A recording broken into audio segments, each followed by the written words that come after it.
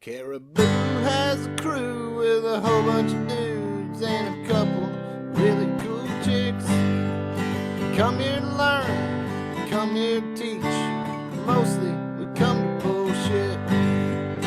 Caribou Heart, we all play our part in this cannabis game. Caribou Heart, come pop a squat, recreate, or just kill your pain. Rolling up weed into a bunch of dudes and a couple and dab hits. Laughing along, getting real stoned. Don't forget, dear Uncle Rick. Caribou Heart, we all play our part in this cannabis game. Caribou Heart, come pop a squat, recreate, or just kill your pain. All right, everyone. Welcome to Friday night, episode 141 of Caribou Heart TV. And holy shit, crazy Pop Mom, what the fuck did you do? All right. Jesus, god damn it. Awesome. Looking good. Wow. Okay, so it's a butterfly. Okay, very cool. I've never done anything like this before. I've actually only done the spider webs, so I'm super excited. That is cool. That looks way cool. It was enough to stop me in my tracks as soon as I noticed you. It's just like, holy. Yeah. Last week, so thank you. I appreciate that. This took me 3 hours. That looks great. Crazy Pop Mom, I cannot say to Rick now, it's not Halloween, you can take your mask off because you fucking actually look pretty decent. Thank you. Good stuff. Cheers, everybody. Written down now. Hey, why does Uncle Rick got a world map behind him now? Well, he's got to be able to keep track of all the boofers worldwide. Put pins in there so we can. So we're not doing the hand no more. He got a map. Well, exactly. That's we're not doing a hand job anymore. Okay, so it's once I locate your latitude and longitude, you get the pin. Okay, that's how it works. But if you don't let him know where you are, you keep getting hand jobs for life. So just keep that in mind, folks. Yeah, there you go. There you go. Oh, shoot. Okay, welcome, chat. I gotta find chat. Yeah, I got to open mine up here in a second. Which is It looks like he's busy, so let's pick on him a bit. G-Bay, what are you doing? Quit touching yourself, pervert. Sorry, surfing Pornhub there. Yeah, I knew it. How you doing this weekend, brother? Doing Okay, good, I'm man. Finished work. Yeah.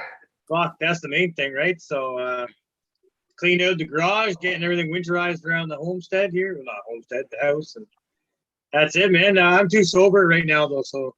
Fuck yeah. Congratulations Yeah. on that one, brother. What you got in the jar, buddy? Yeah, there you go. What we got? Mercury Rising. Hey, is that what you wait? Was that you or fucking Supreme Grape talking about that? Just a fucking Grape brew one as well, yeah. Oh, okay. Righteous. It's delicious. Very cool. I think that's a cool name for a strain. It's one of those ones where you're like, yeah, it's got to be badass. Yeah, it's good lineage. It's got Afghan berry. Okay, what is it? It's LA Confidential cross Super Silver Haze, and that's crossed to Juice, and Juice is Tangy cross Afghan berry. Yeah. Wow. Yeah, it's There's got like a a lot really of- lemon limey kind of pop to it. There's a lot of syllables in those. Yeah. Sometimes I just brain fart and can't even. Yeah. Sounds great.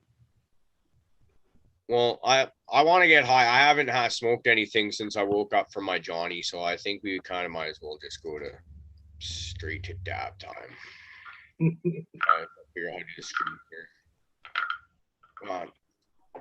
That's the right button. I'm out of dabs, but I'll fucking smoke a ball for sure.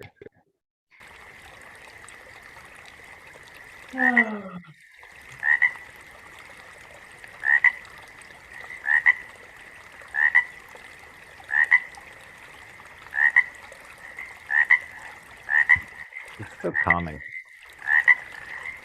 Why would you want to talk through it? Happy dab time, boofers. Glad it's Friday. Glad y'all came to join us. I'm gonna shut up and get high for a second. Man, I don't have any dabs, so I'm just gonna fucking do what I'm doing right now. There's all sorts of people coming into chat. Hello, everybody. Yo, Welcome. Right on, welcome. Yeah, I'm Welcome. dabless as well. I got some Not- rosin, but it's not. She's gonna go to the edibles. Mm.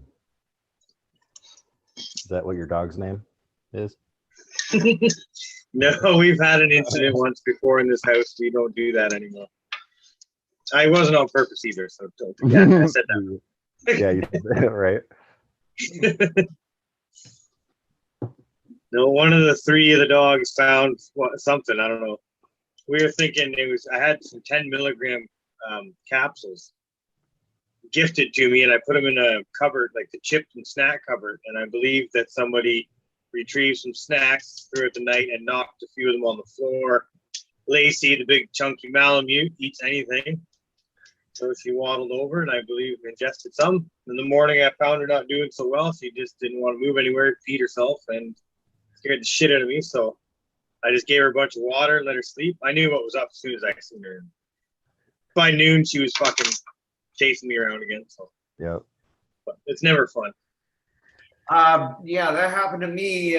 Happened to me with Bella about a month ago, and of course I panicked, instead of thinking it through, because it happened another time when she was really young, and I purposely got some hydrogen peroxide and a syringe to force it down her. Yeah, that doesn't take long with that stuff. If a dog ingests that peroxide, anything they had that's not into their intestines is coming back out. Yeah.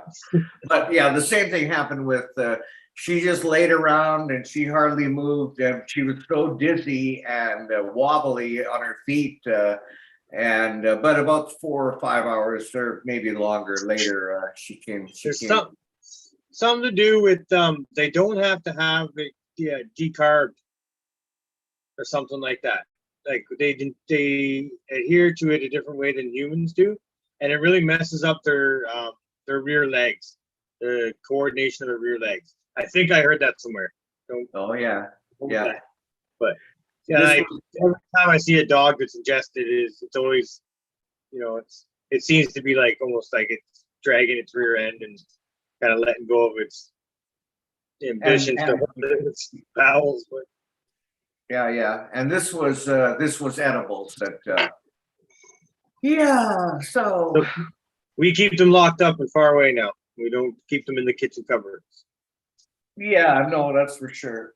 Well, and you got kids in the house too, so you got to watch. Yeah. It's a tight ship now. Some days you can trust your kids a lot more than you can trust your dogs. Yeah. Yeah, I totally actually, Caribou, you probably don't remember, but a long time ago you gave me some edibles. Pair of love. Hey, how's it going? Good to see ya. Good And to see everybody. Sorry, I'll shut up now. no, you jumped right in there. Well, Hey, by the way, yeah, I've ordered some new, because this thing here is just not doing it for me. I don't know what the deal is, but I just ordered some headphones with the mic like you've got, Carolo. And you like that? Does that work good? I do. The setup works really well. It's just a gaming headset. You don't have to get the ears, obviously, but yeah, it works really, really good. No, Rick Noise does- canceling. You can hear everybody nicely, and yeah. Yeah, and you're coming, your, Like your voice is coming through nice too. You gonna Oh, say good. something? Yeah, were you gonna say something, Bees? I was gonna say you do have to get the ears. Aw. I see a funny comment. Steelbird says, "Imagine tripping balls and some dog comes along and injects peroxide into your gullet."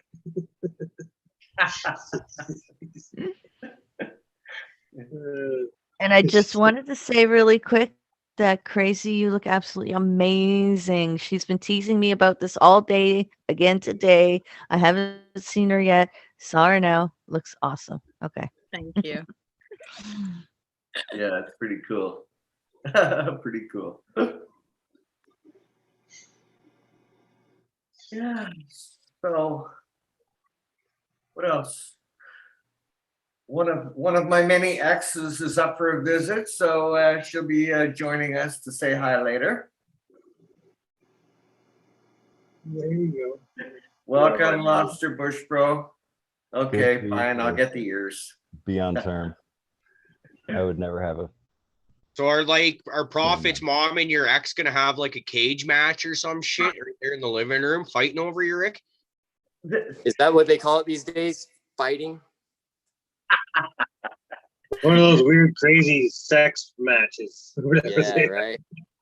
No, just very simply a threesome. That's all. That's what we Yes, call it. Yeah. I thought we were classy on this show. No.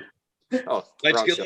let's erase that pretense right away there, DP. We got no class around here. I've been pretty busy the at work, Motorhead so song, I'm no not going to be on the screen much tonight. I want to give a shout out to Maui Mike for this pendant. Super dope. It's UV reactive, and that skull lights up pretty dope. And then I want to give a big shout out to Ace Exotics as well. What does that mean? UV reactive. So you put a UV light to it, and it'll change colors. Like a black light? Oh yeah. Like Yeah. sunlight. That's super cool. Oh yeah, it's black light. My bad. I'm super stoned. Sorry. And then I got this little pop socket for my phone with my little logo on it. Ooh, I was that's doing a test dope. out at Ace Exotics. They do all sorts of stickers, pretty much anything and everything. So yeah, I'm gonna get some cards made and stuff like that, stickers for the show, and You're so I'm pretty cool. excited. So it turned out nice. That's awesome. Thank you. Deep- That is DP, I'm cool. sorry. What was the first item you showed us? Can you show it again? Yeah, really, I'd like to see it too. Yeah, and what did you say about it? It's like It changes color under a black light. oh, Yeah, okay. under a black light. I don't have one on me right now, but it's actually really cool too because he's actually smoking a joint. What do you Of mean? course he is. What do you Of mean you course. don't have a black light with you? You don't carry one with you? No, they have the little one on the keychain. At least the guy that gave me this one did. Oh, Oh, yeah. okay. That makes sense. Yeah. My necklace came with one, so you got ripped off. I'm just kidding. I like your face. Thank you. That's sweet. Yeah, we got to meet that Maui Mike guy in the pre-show before we started rolling. He seems cool as hell, man. He's had some really very cool other glass pendants around his neck, like very, very cool shit. It's interesting. I didn't even realize that this was a thing where like color changing glass under different lights and stuff like that. And now it doesn't surprise me. I see when you do see it, right? Because there's just so much cool fucking shit out there like that. But it's first time you see that, it's like fucking wow, man. That's Yeah, it's super cool. They're doing it a lot with like slurper sets, and this actually doubles as like a top marble for you know what I mean, a slurper. So that's pretty dope if you're ever on the go with that one. And then a lot of the glass that they're making is just black light reactive and shit like that, you know, it just changes. And then they have some that is UV reactive, like in the sunlight it changes colors and stuff. It's pretty dope. They're doing all sorts of crazy shit. I love the glass. I'm just getting into the glass world more, where I'm learning about it, and I fall asleep every night to watching glass blowing videos and stuff like that. It's pretty gnarly, and I think it's awesome that Sequence is out there learning that shit. I can't wait for Fluff to send me my marbles that he made for me. Yeah. Pretty dope. Cool. That's cool as hell. So with your having a more growing interest, and we're kind of we're good friends and we talk with you fairly frequent, we see you get hyped up about the shit. Is there any considerations in you maybe getting into glass blowing as an art form? Yeah. I mean, it would definitely be a hobby one day, but it's just I got too much shit going on. You know what I mean? I got a lease coming up in a couple months. I got to learn, you know what I mean, a good set way of growing, you know what I mean, instead of trying to change stuff up all the time. I got there's a lot of, you know, life juggling right now, settling down. And Well, the other thing is you need this dedicated space to be able to do that shit too. absolutely, yeah. I'm in like a box in Chicago, so it'd be kind of hard right there. But I'm sure they have like a bunch of studios around Chicago, shared space studios that I could go probably watch some live shit in, and that'd be pretty cool. Would it be expensive to get into that? Yes. I was Now, talking. now you just suggested that there could be some, maybe there's some studios that you can go to and share the kiln and stuff like that. Yeah, that's what I was just saying. There's probably got to be some place like that in a big city like Chicago, you know. But yeah, it's a very expensive hobby to learn. You know, you got to use a bunch of different gases and stuff like that, and then you're just learning on, you know, glass. So, it's pretty awesome. I was proud that he made that big jump. That's a big commitment. Yeah. There's I was scrolling through Netflix and there was a series on there about glass blowing competitions. Yeah, that was, I think, one of the first things before I started watching the YouTube shows and stuff like that. Oh man, we've got a lost soul in the shop. I might have to get out of here, so be back for a second.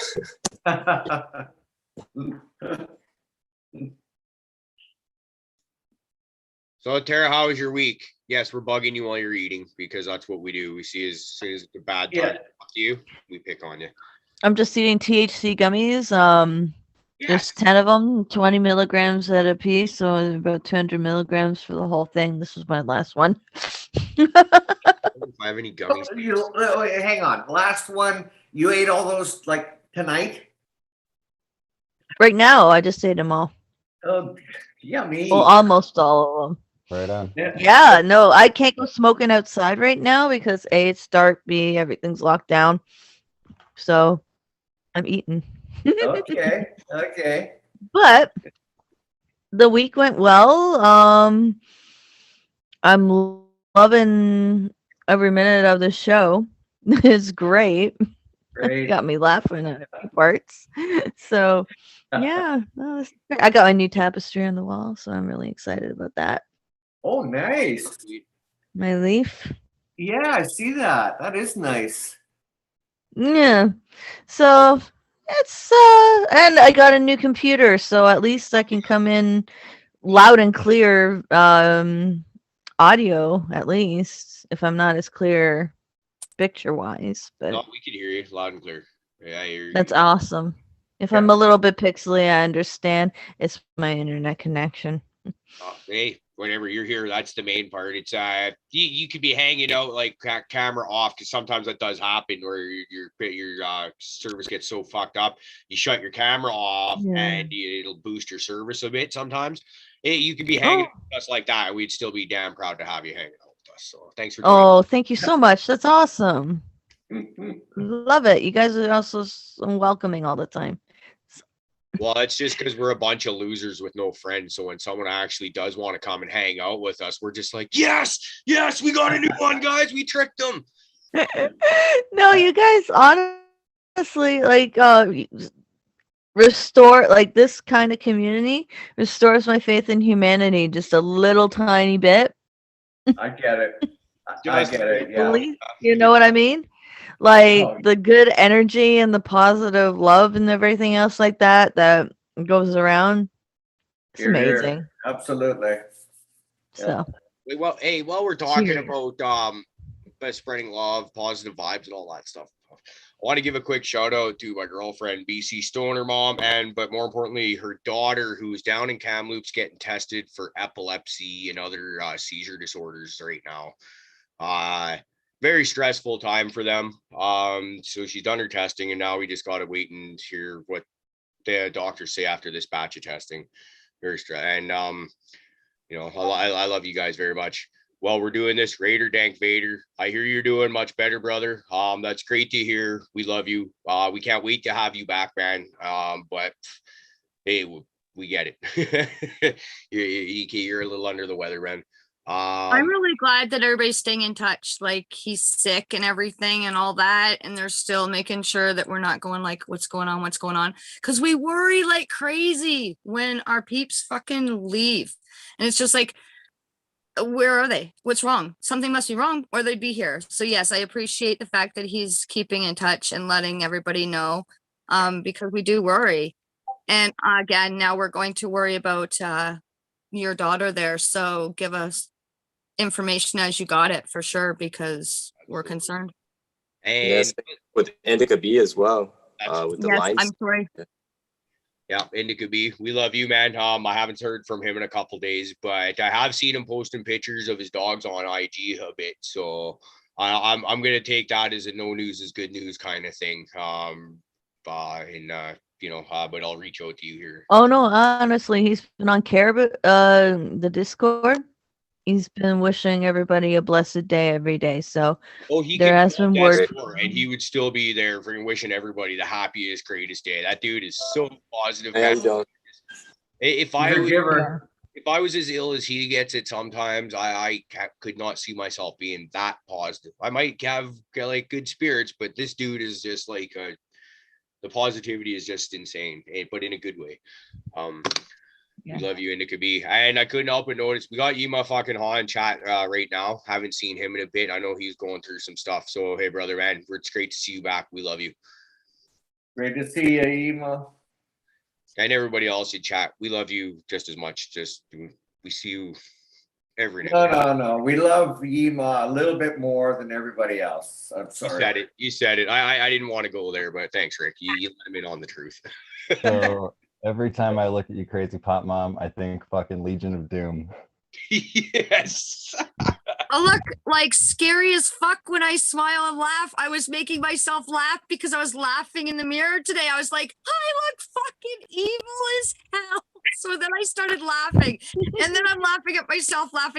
Yeah, this is why she said I was super entertaining, because I'm cracking myself up in the mirror because I'm like, I look evil as fuck down here. Like, I'm cute.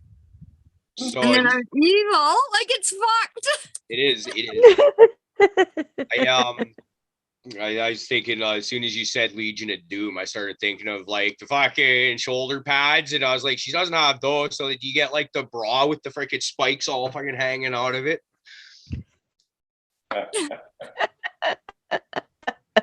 That's your next signature move. I get body slammed by that, eh? Ouch. Right? Can't find my ashtray.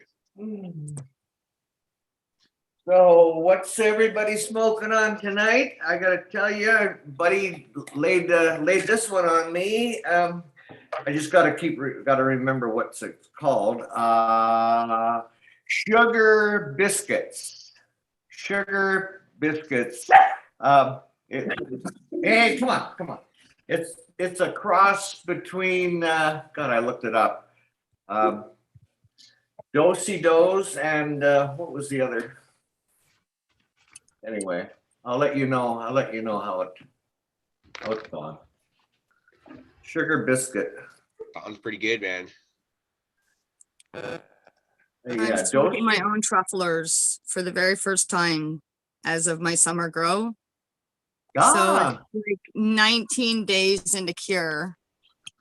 Okay. And I've been smoking it all day and haven't thought maybe I should smoke something else. You know, that kind of weed. I haven't even thought that once. So I'm like, must be pretty good stuff if I don't want to change my weed out. I don't ever smoke something all day long. I switch out all the fucking time. I'm like, oh no, let's do this. So yeah, it's super neat that I'm just freaking smoking this and I don't feel like I have to flip flop all over the place. So it must be pretty good. I'm thinking it's gotta be. Right on. But yeah, trufflers is supposed to be like got a million gazillion damn strains in it. So it should be kind of the holy grail of what weed I have at the moment. So we'll see. I've got my daughter smoking it right after a 4-hour shift. She's like, I will tell you if it gets me hella fucked up, Mom, I'm gonna fucking smoke myself stupid. Then I'm gonna go to Walmart. So this bong here, is this your special Halloween bong? This is my special. I stole it off my daughter. Halloween bong. Yeah. That's a beauty. Wow. I wanted to buy one. It just wasn't in my budget. So theftery is the next best thing. Well, when you were, at least when you steal your daughter's smoking paraphernalia, at least you keep it and use it yourself. When my dad used to steal my pipes and shit when I was in high school, he used to fucking break them or throw them in the garbage, never to be seen again. Oh no, no, no, no. I don't have that kind of relationship, or she wouldn't keep letting me have them, clearly. No, yeah, she's very open with the fact that she'll let me just take it off and whatever. Or just steal them altogether. I have taken, I think, 2 from her house now, and I'm really pushing for this really fucking long one, which I haven't got to smoke on this show because I'm never there. But like I can barely like fucking sit it on my knee and smoke it here. But I love it. I was in a head shop early summerish looking for a birthday present for the girlfriend. I came across they're bongs that come in segments about probably 6 inches tall, and you can stack as many of them on there as you want. And I was like, fuck me, that would make your cleaning a hell of a lot easier, but I was like, fun with that. I've seen that before. You can get fucking awesome attachment for those things. Yeah. Like yeah, it looked fucking so cool. You can get there's attachments that you put in the freezer with like antifreeze in them, whatever the fuck, but it's when it has like spiral. Yeah, I've seen you can get the big long attachment. You can get the fucking cyclone, like a huge cyclone. You see people with the little pipes of it, but they make a big fucking attachment that goes on a bong. It'll fucking turn into an upside down tornado into your mouth. Yeah, it's cool. But at least at the store I was at, each one of those sections, I think,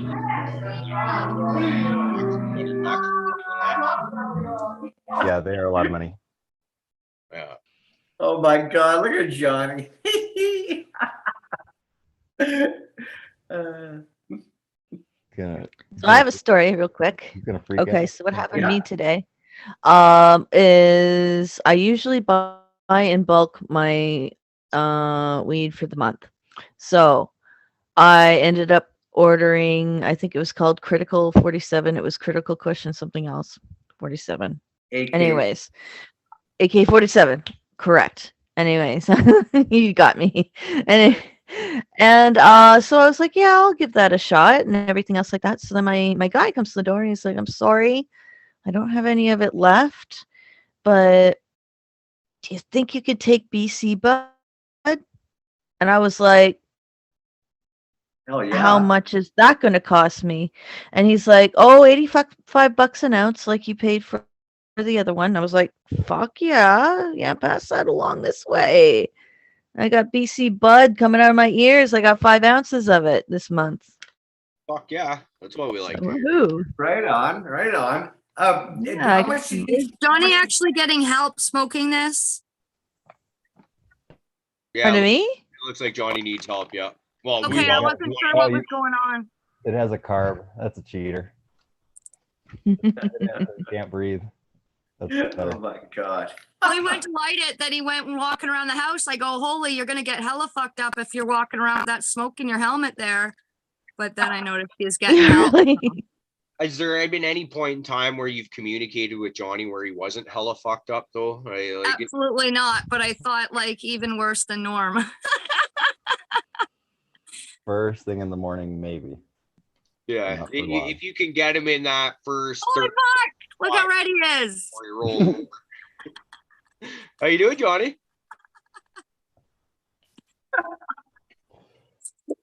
Are you gonna be okay, buddy? Probably not, but that's the reason why you do that shit, There's right? smoke in your eyes, in my opinion. Oh, fuck. I got that just for show, but fuck, I'll never do that again. Fuck. Oh, fuck. Whew. Yep. Good job not freaking out though, buddy. Every time we used to let people smoke out of our gas masks, We always tell them you're gonna freak out. Yeah. Well, I did a gram earlier, the RSO, so that probably kept me calm. Yeah, good call, buddy. And then they just want to Wow, rip it music off. in the background. We can't have music in the background. That's what I'm hearing. I'm trying to. That's the kind of stuff that'll get us Ric Flaired again.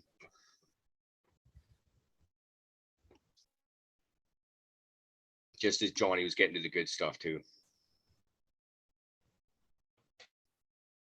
So, well, I guess I go on with what I'm smoking. I'm smoking a little pink kush that I came home and they're on the desk here. There's a nice cone joint where I rolled a pink kush and a nice note from the girlfriend sitting there waiting for me saying, I'm so happy you're home from being out of town, but I'm out of town. So, so that's what I've got puffing on right now. That's cool. Pink Kush sounds delicious. It is. Fuck, I had a whole bunch of Pink Kush clones not long ago when I went out and when I was searching for that Violator, or not Violator, the Gorilla Skittles cut that I thought I was going to be able to get back. She didn't have that one, but she had a whole bunch of other stuff. And gave me probably about 20 of those Pink Kush clones. I was like, yeah, okay, I'll take those. And then when I get all that stuff back and I'm kind of looking at it and I'm like, there's that one sickly looking wedding cake cut, which was one of mine, the one that I bred the stuff that I'm doing for fluff right now with.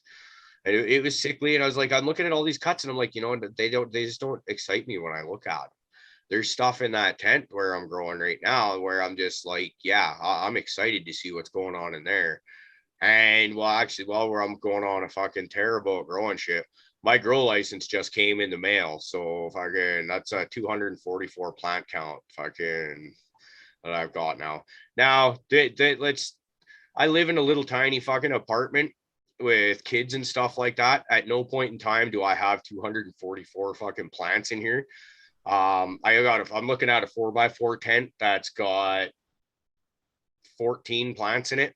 Like, in a fucking bloom tent. So it's not like I'm a big time thing, but when I did have actual proper grow spaces to be growing in, it was fucking awesome. You go in there, cut like a shit ton of clones for your next batch, or maybe you got a buddy who needs a few cuts or whatever. Or the fun thing was being able to do like a fucking 200 seed pheno hunt and knowing full well that ain't nobody gonna fuck with you. But now, so I can do that again when I go into start actually getting shit going again and breeding again. You don't have to worry about fucking people knocking on your door and all that bad shit. So I'm in a great fucking mood.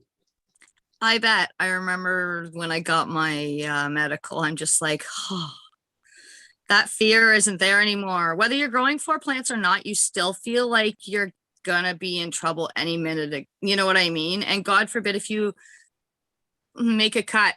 And you know what I mean? Like, because I don't like to get rid of my cuts. So I make them into new plants. So yeah, it gets scary. That's kind of my thing too, is if I need, say, 6 clones, I'll probably cut at least 20. And but when you get so you got your good ones that you're keeping and you got these Absolutely. other good ones, absolutely nothing wrong with them. That's why talking with Rick there a couple weeks ago, I was fucking happy that he was willing to take some lemon Jeffries and orange gasms and stuff. And I got some other orange gasms off a different plant that they're showing roots that are in the cloner, and I got a few that are in cocoa already. I've been there since last weekend too, Rick, if you're Nice. still interested. Can you fit 244 solo cups in your 4x4? Yeah, that's a great question.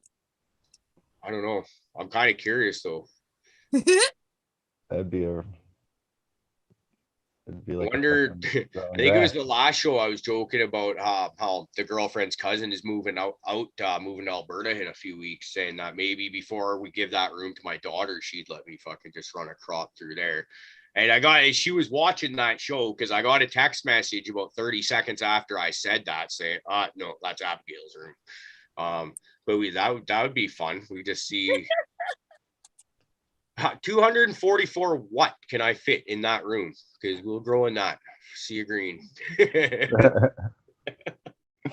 it's 1 gals, we'll go with that. If it's 3 gals, which I doubt, seriously doubt, we'll go with that. Or better yet, we'll just fucking just go dirt floor. Pile about 8 inches of dirt on the floor there. We'll build like a snorkel for the furnace ducks to come out, so we're not fucking coming that out, because we're very responsible growers, right?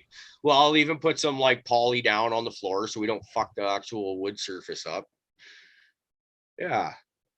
Be like, who wouldn't love a sandbox? Like, especially our fucking cats if you left the door open.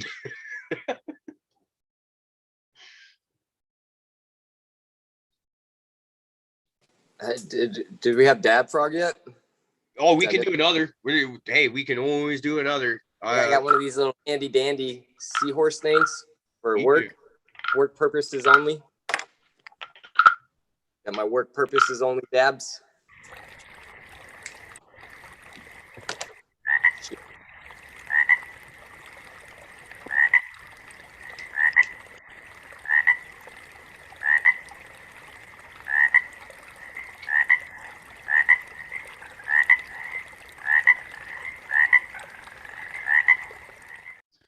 Yeah, a rip it good.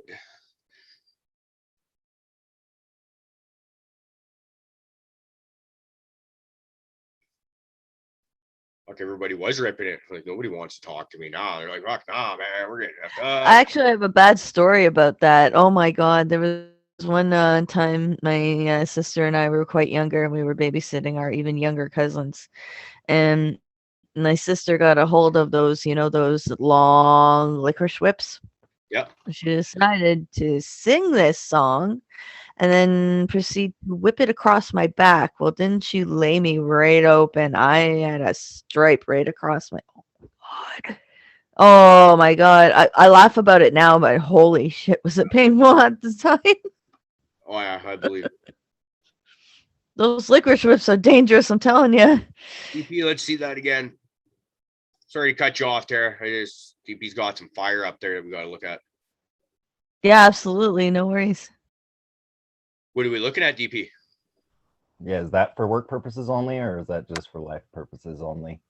Yeah, it's nice. That's Sunset Runt, some nice hash rosin, and then I got some garlic mints, some nice BHO for my good old buddy down the way. And yeah, one's for work, one's for play. One kind of lays me out more than the other, so it's not the best thing for at work. All work, no play makes DP a dull boy, right?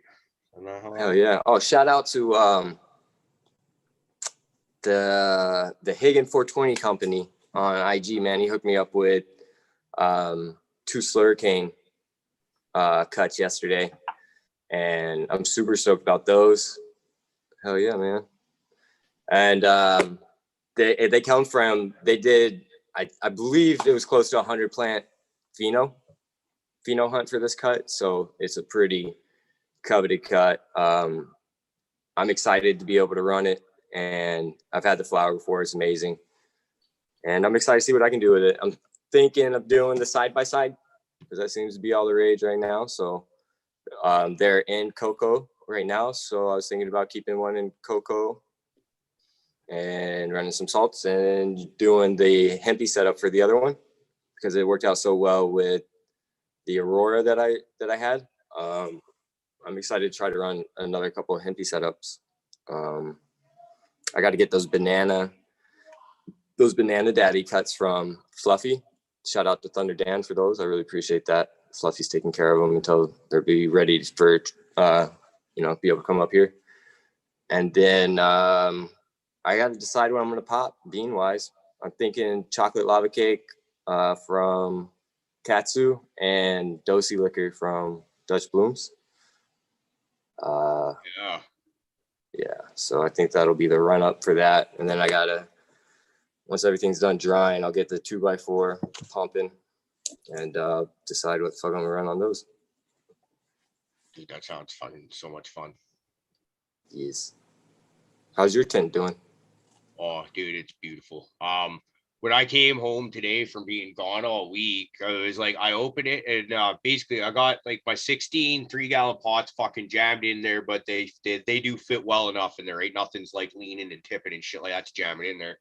But then I had two my Violator Cross that was been in bloom for 6-7 weeks, and two freak shows in 2 gallons. I'd have to get it kind of stacked on the other pots when lights out and then get taken out of the tent during the day.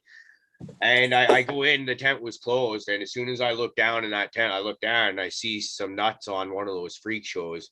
And so I was like, that actually made me happy because I want mail so I can get some fucking room in that tent right now. And then so I saw that like clear as day. Freak show, if anybody's ever grown it and seen the fucking male pollen sacks, man, they look way different than normal pollen sacks. They're almost like have a like sharp, almost triangular to them instead of kind of rounded like the other ones. But and so I start looking, and my Violator by a Chemdog Afghani #3 pheno, that one had baby nuts on it too. So I was able to clear out 2 plants, and I haven't let myself dive right in there, and because I knew I had showtime coming, I just when I get in there, I'll probably be up at like 4 a.m.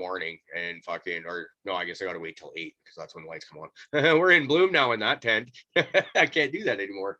But anyways, as soon as lights come on tomorrow, I'll be in there and watering and pulling leaves and doing all that shit. But that Lemon Jeffrey is looking badass. That's still the king of the tent right now for everything in there.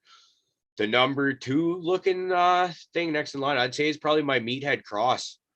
It's looking good. I haven't had a chance to get real in and close up on it. The Orange Gasm, she's looking sexy. My Spider Girl, I'm kind of sad to report that I think I might have really fucked it up with that when I cooked it with the lights, because it seems like it's still pouting pretty hard. It doesn't really seem to be showing any new growth. New leaves out to the sides, whereas even the Lemonberry, which got cooked pretty hard, is starting to show a bit of a recovery now. So I think it's week 7 to the beginning of week 7 for those ones. So they're, we're getting real close. I was hoping I was going to be able to get close to a fucking 2 ounce per plant average. I don't think I'll quite get that, which is kind of what I expected. You know what your hopes and what you actually figure are 2 different things usually. And then I was hoping that would get us through till our next crop, which will probably be in like January, early January, somewhere around there. Rick, we got your friend here. You want to say hi? Hello. How you doing? Good. Yeah. Great. So this is my friend Michelle, and I wanted to introduce you to our panel, starting with Caribou right here. He started this whole thing and pulled us all together back in December. And Bees over here, he's I also wanted to say Caribou's from the 100 Mile area. Bees is my co-host on the Let's Be Buds podcast. He's from Utah. Really? Wow. Oh yeah, we've got people from all over the world here. Moving right along, G-Bay. Actually, I'm going to introduce G-Bay, Tara Love, and Crazy Pop Mom. Look at her. I know. Awesome. Isn't that incredible? That's really cool. They're all from Ontario. Oh, really? Wow. Yeah, and then DP over here, he's from Illinois. He's not. He's at work right now. He's serving a customer is something important. So yeah, so that's what he looks like. Yeah. So this is the story I got to share with you about how we met. And actually I met Michelle's husband before I met Michelle. And so one day we have to clarify. Okay. Late husband. Yes, yeah. And sadly, Mark passed away. A brain tumor. It was very cruel passing, but we were good friends, and anyways, Mark had told me about Michelle's brother, who still lived at home with his parents, and now I'm talking like we met about 20 years ago, and he would always mention this guy who was still living in his parents' basement at this age. And anyways, he'd always go on about that. Anyway, so one day we were out, there's just about 20 minutes from where we lived, there was a natural spring water that would come out of the rocks, and the water was just incredible. And so we would go out there, and it's not my daughter, Ganja. It's not my daughter, no. Anyway, we would go collect water. And so anyway, we're heading out one day or coming back, I forget what it was. And we got to talking, and the conversation was, where were you born? Where were you born? And that kind of thing. And so I mentioned to Mark, I said, I grew up in the Burnaby area in British Columbia. And he said, oh, well, Michelle lived in Burnaby as well. She grew up there as well. And I said, yeah, I used to live on Aubrey Street. And he said, well, Michelle lived on Aubrey Street. Now, you have to keep in mind that this is almost 70 years ago that I lived there. And so that would be like about 50 years after I'd moved away from Aubrey Street. So I said to Mark, I said, well, next time you're talking to Michelle's parents, ask them if they know of the Taylor family, because Ray was my best buddy in those days. Well, Mark almost drove off the road because he said, are you shitting me? Because Are you pulling my leg? Yeah, Ray, the guy that still lives in the basement, who's still living in the basement, is Michelle's brother. So what a small world. There you go. But it goes back even, your dad held me when I came out of the hospital. Yeah, before we were met. So that was my point was I knew Michelle's parents before Michelle was born. Wrap your head around that one. And my dad, I've moved away, and my dad was still living on Aubrey Street when you were born. Yeah, that's how it worked. So there you go. Man, it would have been cool. You would have just saved me all that time and said that from the beginning. I had to drag it out, okay? I had to drag it. It's all right, Rick. It was a great story. I'm just being a jerk. More or less, yeah. It's okay. What are you guys smoking again?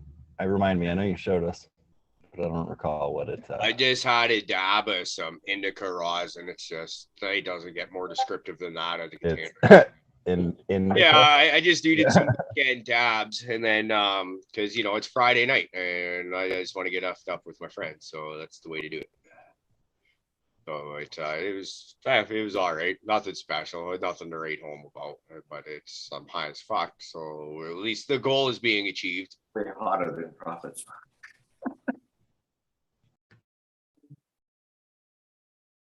Yeah. So Rick, that question was directed, in fact, directly at you. Okay, well, so Michelle doesn't smoke. So I it just used leaves to. more for me. But I used to smoke, but not. yeah, she's dabbled with the this is that Sure. That's what Buddy gave me today, this sugar sugar. biscuits. Yeah, Yeah. and it's a cross of Dozy Dough and animal cookies. Looking forward to trying this. What are you waiting for, buddy? Hey? Huh? I said, well, what are you waiting for, buddy? He's being respectful of his company, who he just said doesn't smoke anymore. Oh, I'll get on it. I'll get on it. we all know who Rick is, though. Hey, G-Bay, what are you doing? Just fucking stuffing shit in jars? Yeah, more trimming, right? What? Every time I finish up, someone seems to call me and give me a couple more branches. So I figure, No Get kidding. everything- What on God's green earth are you trimming tonight? this is actually Pepe Le Bleu, a strain I bred last year. My neighbor grew a couple big plants with it, so he gave me a bunch. So I got 4 jars here, and then I think another 4 or 6 in there. So I did all right on that. And then me and Miss G-Bay are going to be getting to this tonight. There's what is that? It's Mendo breath and raspberry cough, but it's kind of neglected a little bit, and I'm tired of trimming, so that's going straight to the hash pile.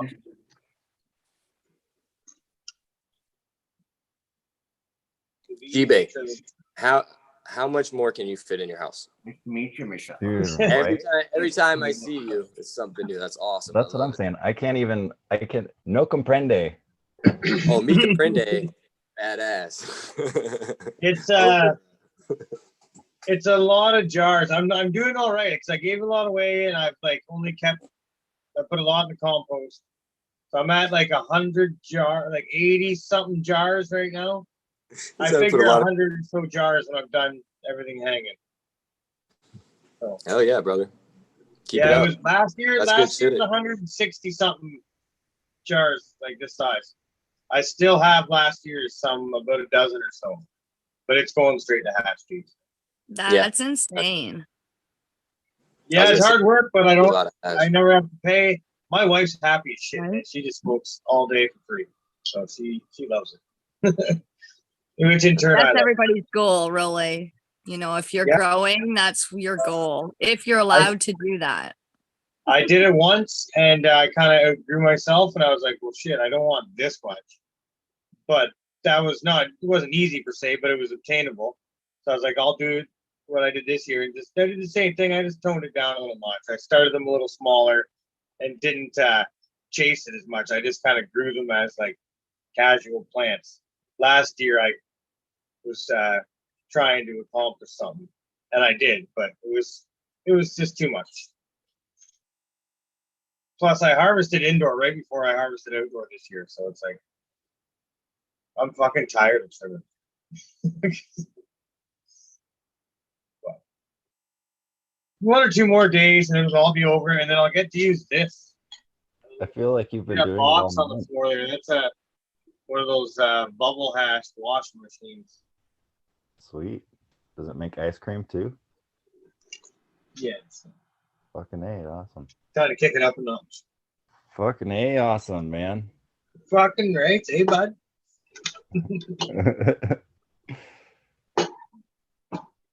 Yeah, you seem like you've been fucking trimming for like an entire month. Yeah, I would 6 weeks last year. I'm on about week 4 or 5 this year. I was able to pawn off most of it though. I gave away all my old grow equipment to a buddy that hasn't been working or anything lately. So I hooked him up with like a light and a tent and a whole bunch of shit. And I'm gonna give him seeds and everything, get him on his way. And he trimmed up most of my crop for me. So you guys probably seen him when I was on Instagram lives there. My buddy Jordan. Cheers, Jordan, if you're watching. It's always nice to have somebody that's able to do something for you to help them out or whatever. But yeah, it's super neat that you had somebody helping you trim because everybody could use someone to help them trim. Well, he was on a unguided path as well. He knew it. He was fucking up, we'll say.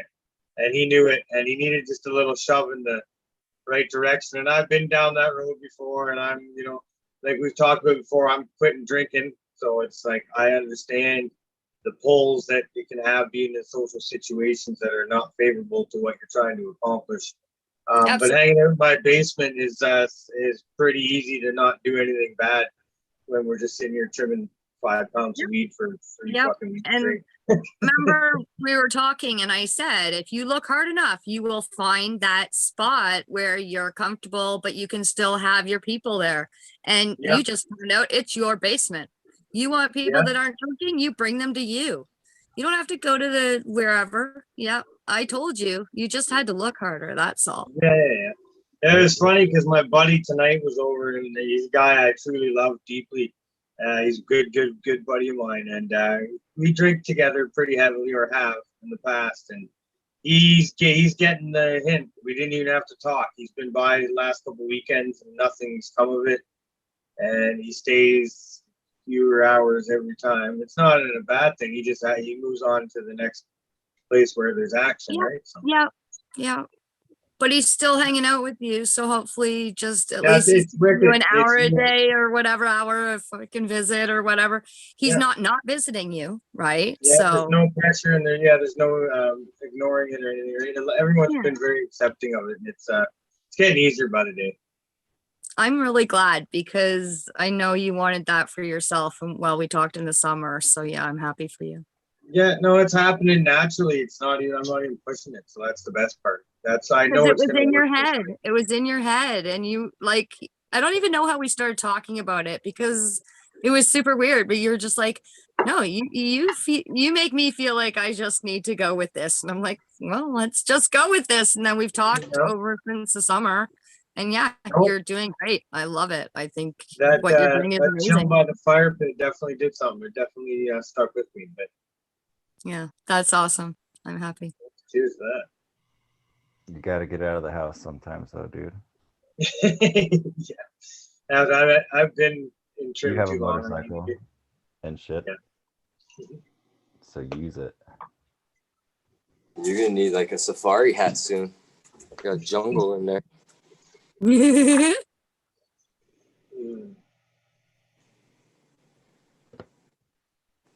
I need more A wine. jungle? Are you sure? Do you know what season's coming? I think it's gonna be more like a fucking tundra. Yeah. No, In I his was, house? Oh, maybe inside. yeah. I was out dicking around with the snowmobile today. I'm getting antsy for that. That'll be fun. Has it snowed yet? Yeah, we had one little skiff there, but it was like Yeah, not enough. It was only it 3 didn't look bad. Like we were at work and the bay door, there's only 2 little rectangular windows in this big giant shop. And you can see out the windows pretty good, and it was picking up, there's wind and everything, right? So it looked like a full-on winter blizzard. This was about 2-3 weeks ago. So it's we're all cheering all the snowmobilers, right? It stuck around for about half a second. Right. Yep. Just long enough to get you aroused. Yeah, I'm smarter than that. I don't really like snow. I know it's coming, so I bought a sled so that when it does get here, I'm not bored and pissed off. Yeah. Right on. Yeah, I'm more of a motorcycle guy, but it's kind of like a fucking motorcycle for the winter. Do you But have you get big- stuck easy. you have big tall handlebars and shit? Yeah, it was a mountain sled. It's a Summit, but I've got it kind of converted for ice riding or trail riding. Took the paddle track off and put a heavily studded track on it. But yeah, I got a little GPS unit on it. Yeah, it's pretty sweet unit. It's old and it's still pretty, so everyone likes to look at it. It's like you. Except for Yeah. old, you're just pretty. That Yeah. beard, man. Love your beard. Hey, I did myself a little trim. I didn't do bad, eh? Looks I good. took a little off the muttons there, and then I took the side because my beard was like square. Look, it was a fucking rectangle. So I took off. Get this fucking thing out of here. Oh man, getting no beard here and your weed, dude. Yeah, it's natural. In my house, it comes with husky and beard. Yeah, mine's got cat. Two You gotta- two types of Yeah, cat in there. Keep people from stealing your weed full of hair. Yeah. You know they got your weed by the Yeah, hair. yeah. Let me see that back. Big ginger beard hair in there. Yeah. You know you got the G-Bay exclusive when the red beard here comes in with it. Yeah. For us, no, that's just beard dandruff. Oh yeah, cheers, man. Yeah. Having a good day today. It's all about those VO5 terps. I use what is it that I use? It's L'Oreal something. It's all about those L'Oreal terps. Yeah, it's close. The VO5 hot oil treatment back in the day.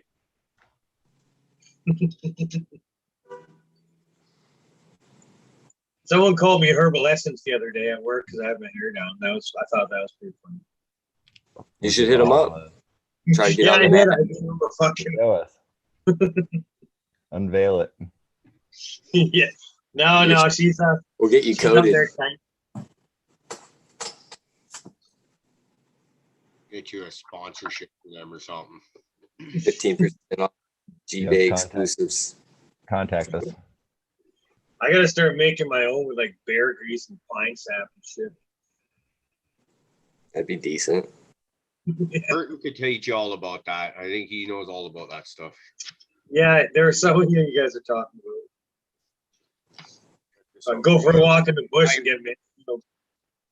Oh, there you go. Nice. Passion got. I was thinking I got 2 Canicoes left, and I was thinking about popping those just because they're, they fit in corners nice and they fill spots. So great smoke too.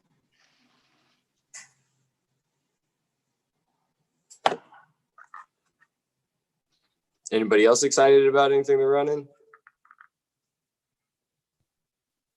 I'm excited about every fucking thing I'm looking at right now. It's just like, you've been away for a little bit, huh? So Dude. you're just like, it's like, I'm happy to be killing males. Like I'm not looking for anything for breeding right now. I got to cool my jets on that. Maybe about early New Year, I'll be ready to fucking start thinking about that. But like, it's just like, oh shit, there's a male. I haven't seen a male plant in how fucking long. Like, you're done. And it's like, I got everything. I got stuff that's in actual freaking full on bloom stage about to start like week 7, I think it is. I got to look at my notes. And then stuff that's just been flipped a week ago. I got fucking stuff in solo cups and stuff in 1-gals. And I got this Gorilla Glue number 4 that's just like massive. And it's in a 1-gallon pot because I've only got so much room in this little tent that it's like, but when I get the chance to transplant that thing's going to take off and get flipped like immediately and just turn into a freaking beast of a plant. So it's, you're running soil, right? You're running all soil. I'm making the switch, I think, slowly over to cocoa. And start. I think I'm gonna, when I do get back into organics and stuff like that, instead of using peat and stuff like that as any kind of base, I think I'll go with cocoa. I had a really good conversation with Abolished a couple nights ago, and it was like, he was telling me a little bit more about using cocoa in your organics and stuff like that. Just the way it doesn't hold so much moisture and it wicks and just all the stuff that I'm not smart enough to explain right now. Yeah, we'll get Abolished on maybe and get him to explain some of this stuff a little bit better at some point. But anyway. Yeah. It'd be cool to hear him and Fluff have a conversation about that stuff because I kind of had the similar conversation with Fluffy because I wanted to like add some cocoa into my living soil mix, and he was just telling me about just how it does wick differently, how it holds moisture and all that differently. You can create zones in your soil and stuff like that if it's not properly, amended in there and stuff. But just for a living cocoa is pretty cool. You know what I mean? I think the whole concept behind that is pretty dope because it's kind of the same thing, but you might get a whole nother terpene expression just because of the medium, So, oh yeah. Yeah, I'm really liking the idea of the cocoa. So it's and the more frequent feedings. Right now, I can get away with feeding once a week, which is your plants will live, they'll do fine. But if you feed them more often, they're going to grow faster, bigger, all that, especially in bloom. So I just, I got somebody that even when I'm out of town, she can feed plants for me. So let's just kind of figure out our system where if you got to feed every day, you got to feed every day. It just gets to that point, right? And that's fine because we'll be churning out some wicked product. Have you thought about doing any like water lines or anything? Yeah, because I got to try and figure out how to make things easy. So right now, the way I do it, because I wasn't butt chugging with my synthetic nutrients, all my organics get butt chugged. I got like say those black propagation trays. I got 2-3 gallons in one of those, and I got 3 of those. So and I'll fill those up with the tea that I brew up, and those things are doing good. All my other stuff, they're sitting in the same trays, but I was a little worried about trying to butt chug with salts and stuff like that and salt buildups. But after talking to Abolished and Fluff, I've got a lot better understanding of how to do that, which is also another reason for my wanting to go to Coco for trying to play with salts and stuff like that. It doesn't worry me as much with the salt buildups and being able to get rid of it if there is something there. So yeah, but anyways, what I would do is I was draining that stuff run away. So I'd have to walk these about 6 at a time, put them in the bathtub, top water them until they run off, let that run down, let it sit there for a bit so they can kind of drip dry a little, and then, take those out and then fill it up again. It's a pain in the ass process. So I was thinking about, some kind of water line system. It's hard to think what because I also know that this isn't going to be, I'm about to get rid of the 4x4 tent here before long and go to the 2x4 tents. So I'm reluctant to make any real changes to any kind of that system, just in case, I go and do that, but then I got to change it ever so slightly. But I already cut all these lines and fucking hoses and shit like that to fit this system, right? So I got to go rebuy them. I'm that classic fucking guy that You just get the little connector pieces, I'm not smart enough to think of that. I'll just be it's too short now. Fuck that. Either duct tape or a little bit of spit and elbow grease, right? Yeah. Maybe put some baling wire on there or something. There you go. You should have seen the light, how I rigged up my light in my closet. It was hilarious. I had it hanging from the old existing wiring and everything like that, but do what we got to do sometimes. Wow. I'm excited. When I finally do settle down, I really want to get into that dual root zone aquaponics, that Pumponics Steve, man, that shit was blowing my mind when he was talking. That was some great information. I really like that stuff. And then I was listening to Future Cannabis Project today too, and they were talking about terpene, overall cannabinoid production and stuff like that with living soils and aquaponics and stuff like that. So definitely interested in that. I want to move towards the hash production side. I like that. That's something I would like to learn a little bit more about. I'm not ready for that. I got to get good at what I'm doing before I can take on other stuff and just learn to get this shit down pat. But that's something that I'm really keen on. So maybe you can teach me up once you learn a little bit on that. What's up, Tara? Okay, actually, I have an incredibly noobish question here, because being a noob grower, I need to know these things. What is the difference between growing in soil and growing in cocoa? What the hell is cocoa? Coconut core. Okay. Coconut husk. Oh, I Basically, guess just tomorrow. big difference is retention of water. You can't really overwater cocoa, so it's kind of user friendly in the beginning stages. From what I've heard, I've never used it, so I could just be quiet and let somebody talk that has used it. I can show you what it looks like tomorrow. Just remind me. Oh, that would be wonderful. And they can tell you everything about it, because I am super new to it, so I don't know anything about it, but I can show you what it looks like. Here's the main difference I would say and guess. Someone correct me if I'm wrong. In soil, the nutrients are in the soil for the most part. You might top dress or something. And put Can't see it too well from here, but this is from far back kind of looks like dirt, but it's not. But this is a lemon Jeffrey I got sitting in cocoa right now. I'm noticing that I really like it for especially the transplant from when you take it out of the cloner and put it in the solo cups stage. I really like it at this part. They grow faster and they seem to take hold with a little less shock, a little bit quicker. Oh, okay. And cocoa has no nutrient value itself. So you have to add all the nutrients to it. It's just what's called a media. It's just something to hold the root zone. So that's the other thing about cocoa. Yeah. Oh, so like dirt's a medium, water's a medium, and like that's all, like that kind of stuff. Yeah, you can use water as a medium or media or cocoa or soil, but the big difference, like they said, was there's no nutrient value in cocoa. You know what a coconut is, and it's just all the husk of the coconut, and Yeah, yeah. yeah. I've eaten a So, few coconuts in my time. I know that husky part of it. Yeah, that's really cool.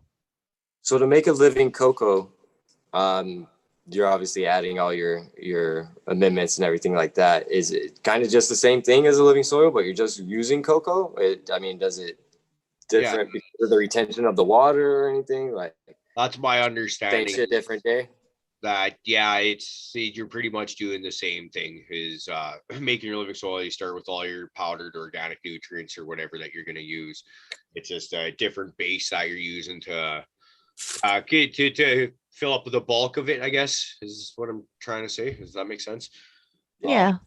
Yeah, and cocoa has a tendency to the runoff is really incredible with cocoa as opposed to other types of soil. So one of the biggest problems with a new grower is overwatering. But using cocoa is just about impossible to overwater. So that's a really positive thing about cocoa. Yeah. Excellent. Okay. Thanks, everybody. That was, was more than I needed for my answer, but that is great to know everything of it. I'm reading Kinder Grows. I'm using cocoa with salt nutrients and still using beneficials. I've had a great results. Then automating using FloraFect drip irrigation has made working in the garden great. Actually, you know something, you're almost that's almost identical to what I'm doing now. What I'm also doing is doing multiple feedings a day rather than give one watering a day. Well, right now they're not mature enough, but I'm just giving two. But ultimately, I'll be giving like 4 waterings a day, every day, to runoff. Yeah. Okay.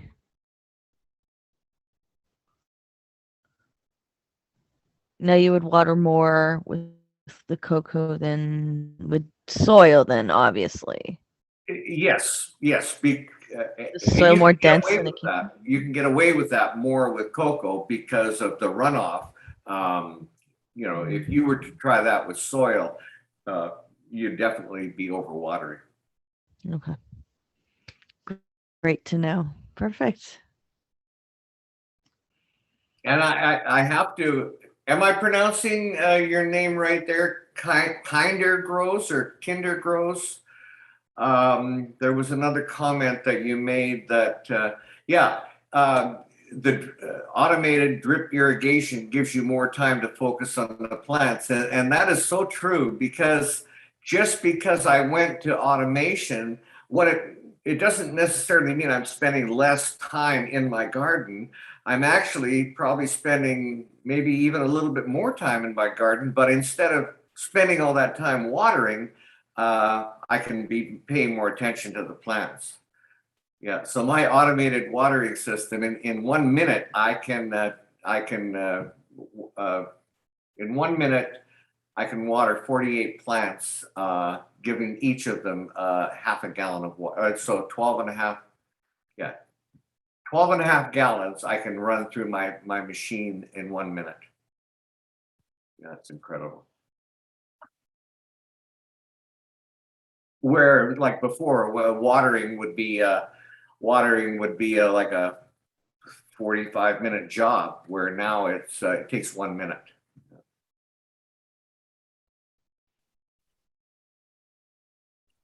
Well, aren't you lucky?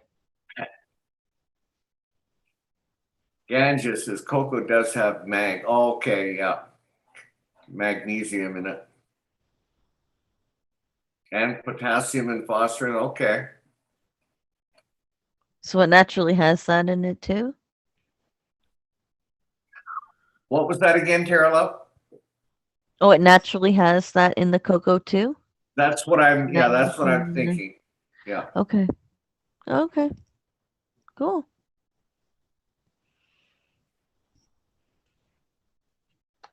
Well, guys, I'm gonna go eat some fucking dinner. I had chicken pot pie when I got home from work. My 3 favorite things, and it was delicious. But it was just enough to fucking hold me over till now. It's been a Good to see great you, my time. friend. Crazy Pot Mom, Nice you look meeting you. fantastic again. I just Thank wanna say you. that. Have a great evening. Later, Sam. I am a Kellogg and General Mills killer, no doubt. But only a small amount of milk, otherwise it fucking upsets my stomach. Thank you very much, Lucas Gardens.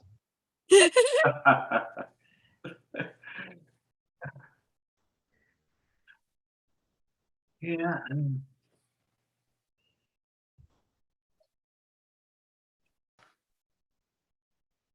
So Rick, I don't think well, you said you haven't been in the Discord much lately, so I don't know if you've heard yet, but I heard back from Ross to Jeff, I think it was yesterday or this morning, whichever it was. He's tentatively penciled in for this coming Tuesday show. So he's gonna heads up cool. on what's going on this time around. So you're not just gonna get, although the reaction, your reaction was like one of the best genuine reactions of just like the what the, and just immediately like happiness immediately afterwards. So I'm glad we did do that to you the first time. Appreciate the heads up. You know, my Yeah, list of questions prepared. is just gonna get longer and longer. That's all right. You'll be here to field them. Because it's actually kind of funny because we've been trying to get him on for about, I think this is week 4. We had another guest was scheduled and then had something come up and he couldn't make it.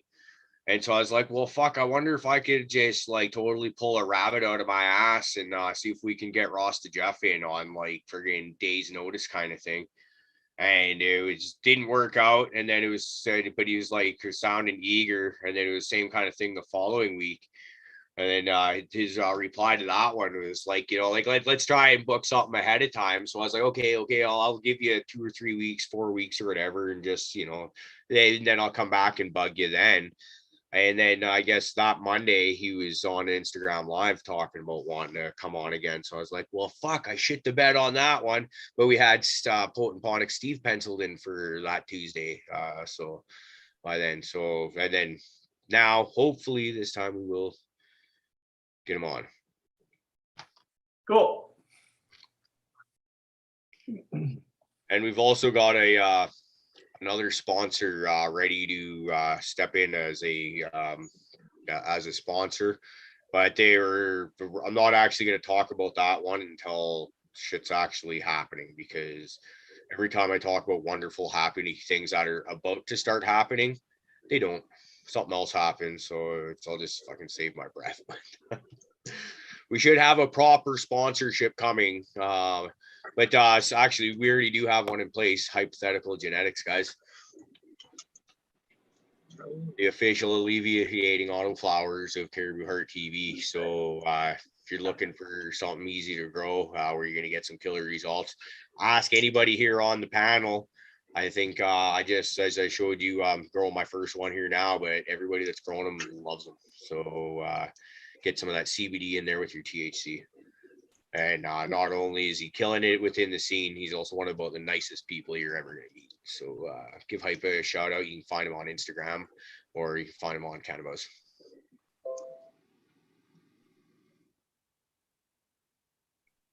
I agree. Absolutely. Absolutely. Yeah. And apparently he's got a batch of F2s coming up here real quick. So I keep hearing that and stuff. So that's really, when you get them, I'll be super excited, and then I'll just wait. And then I'll be super excited again. But as soon as you get them, that means they're so much closer to me. So I'll be super excited when you get them. Well, actually, what I'm gonna do is probably within the next week or so, I'm gonna order a bunch of the vials that I have, so I can actually put them in seeds and vials again properly and get all that done. And then if I can have all that shit in place, then maybe I have one less excuse to not take 6 months to ship shit out. But in all honesty, I don't got my daughter this weekend, which means I've got no reason to not. I was already planning on getting. There's another batch of seeds going out to a few people coming up here, and South Nelson Farms. I was talking to you earlier today, brother. I appreciate you. I love you, and you were getting your beans coming out as well as a few others. LA Cannabros NY. From Cannabis, and also he's on Instagram. I want to shout that brother out. I got to meet him yesterday. We did a episode of the 1-to-1 ratio together, and I'd never met him.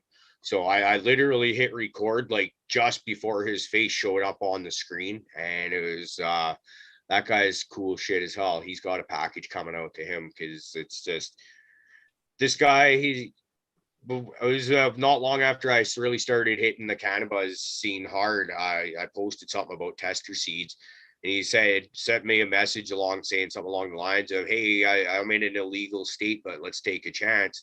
And then he was one of those people that had to wait 6 months to get his beans. But since then, he's been taking a lot of photos and videos and showing me what this stuff looks like. A lot of the times when you send out your beans, you don't get to see very much. I mean, you get to see a couple pictures, and that's cool, but sometimes you don't see anything. But this guy is just kind of really waving the flag for my genetics, and I really sincerely appreciate that. So so we're gonna get another one out to him here pretty soon. Caribou, I'm sorry, who are you talking about? LI Cannabros NY.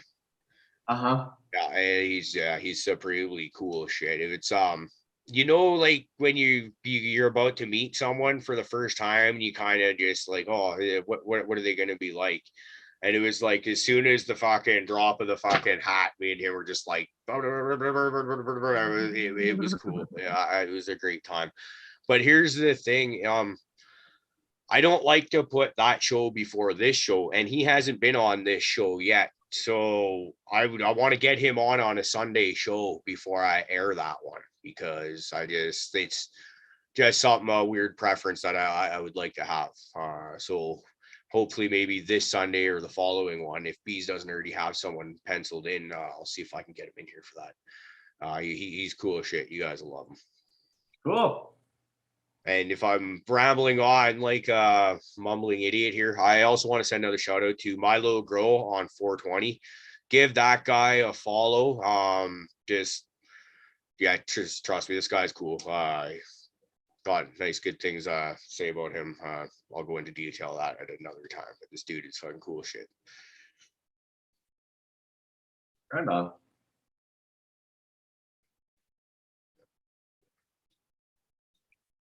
What are you drinking, GB? This cappuccino the wife just made me. I hope it's not all of my stuff.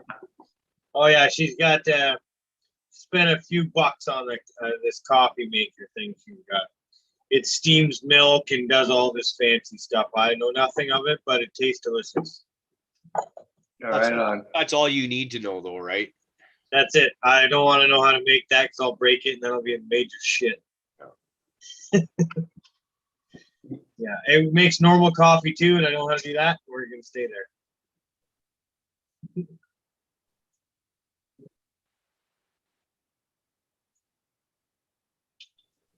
Eric Taylor, thanks for dropping by, buddy.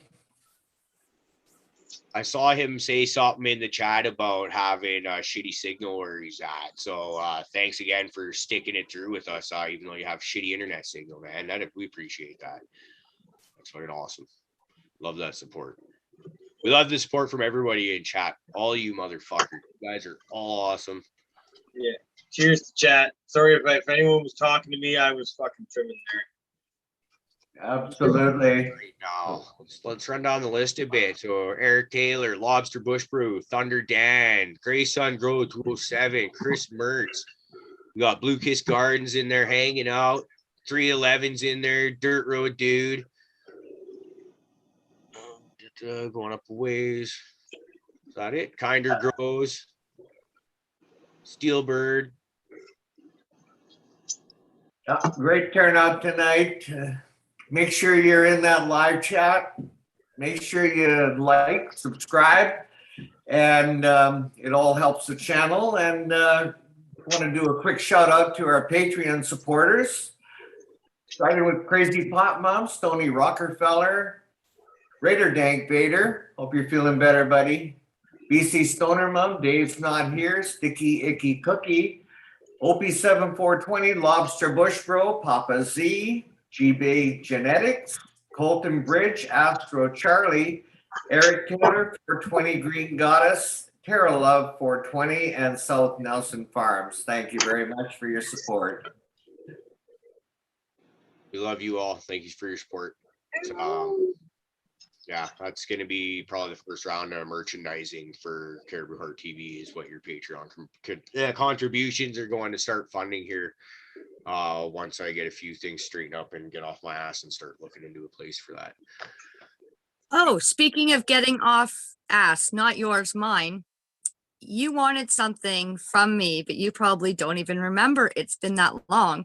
So I'm not going to even tell you what it was. But as soon as I get off my ass and I make it to a post office, I'm going to send that and all your little vials that you sent me with the seeds, I will be sending back. So you can look forward to at least having those. But I'm not telling you that I'm going to get on this anytime soon. But I was supposed to send you something. Fuck me. Now this is going to drive me nuts because you're going to do me what I do to everyone else and take a year plus 6 months on top of that. And I'm going to be. Yeah, I figure I waited how long for my seeds? I kind of, oh yeah. At all. And I am the kind of person that will think about that obsessively too. It's like, okay, so there's obviously a conversation that was had. It was live. Was it? Yeah, you can go back, like, I don't know how many shows I've been on now. Good luck finding the conversation we had. It's like hundreds of hours of footage to figure that out. Oh, God. It'd be easier just to wait till I get to the post office. I think so. But I am a big fat procrastinator, so I can't guarantee that I'm getting there soon. That's- Tara is also waiting, and so is somebody named Robert. So I'm getting there someday. Someday. Don't make fun, Tara. You know how I am. You watch me every day. Crazy Pop Mom, I can almost read everything on your shirt there. Someone pass Shaggy the Baggy so he can roll Scooby-a-Dooby. Good stuff. Isn't it awesome? It's my favoriteest shirt ever. It makes me laugh every time I think about it. Yeah.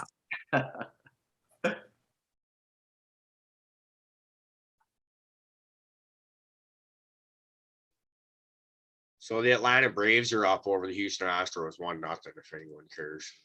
This is the thing about my new bedroom arrangement is the TV is no longer within my line of sight from natural sitting position here. I have to sit back, crane my neck like a freaking giraffe to try and look at it. So it's very unnatural and even more uncomfortable. So I'm missing out on baseball with only a few games left in the season.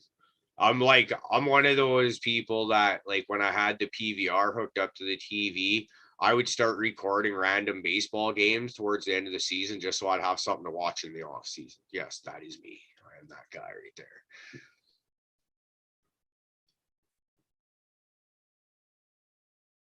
Or better yet, when it was the wild card game, where the Blue Jays were playing and Yankees and Red Sox were each playing a game, and if the Jays won and either the Yankees or Red Sox lost, the Blue Jays would get a tiebreaker game. I had the game on one TV in the living room, and then I had my laptop I'm talking to you guys on playing another one of those games, and then my old busted laptop plugged into a TV sitting on, like a little 24-inch TV sitting on the kitchen table right beside this laptop playing the other game, and I'm just standing there. I love it. I love it. Baseball season should be like an all-year thing.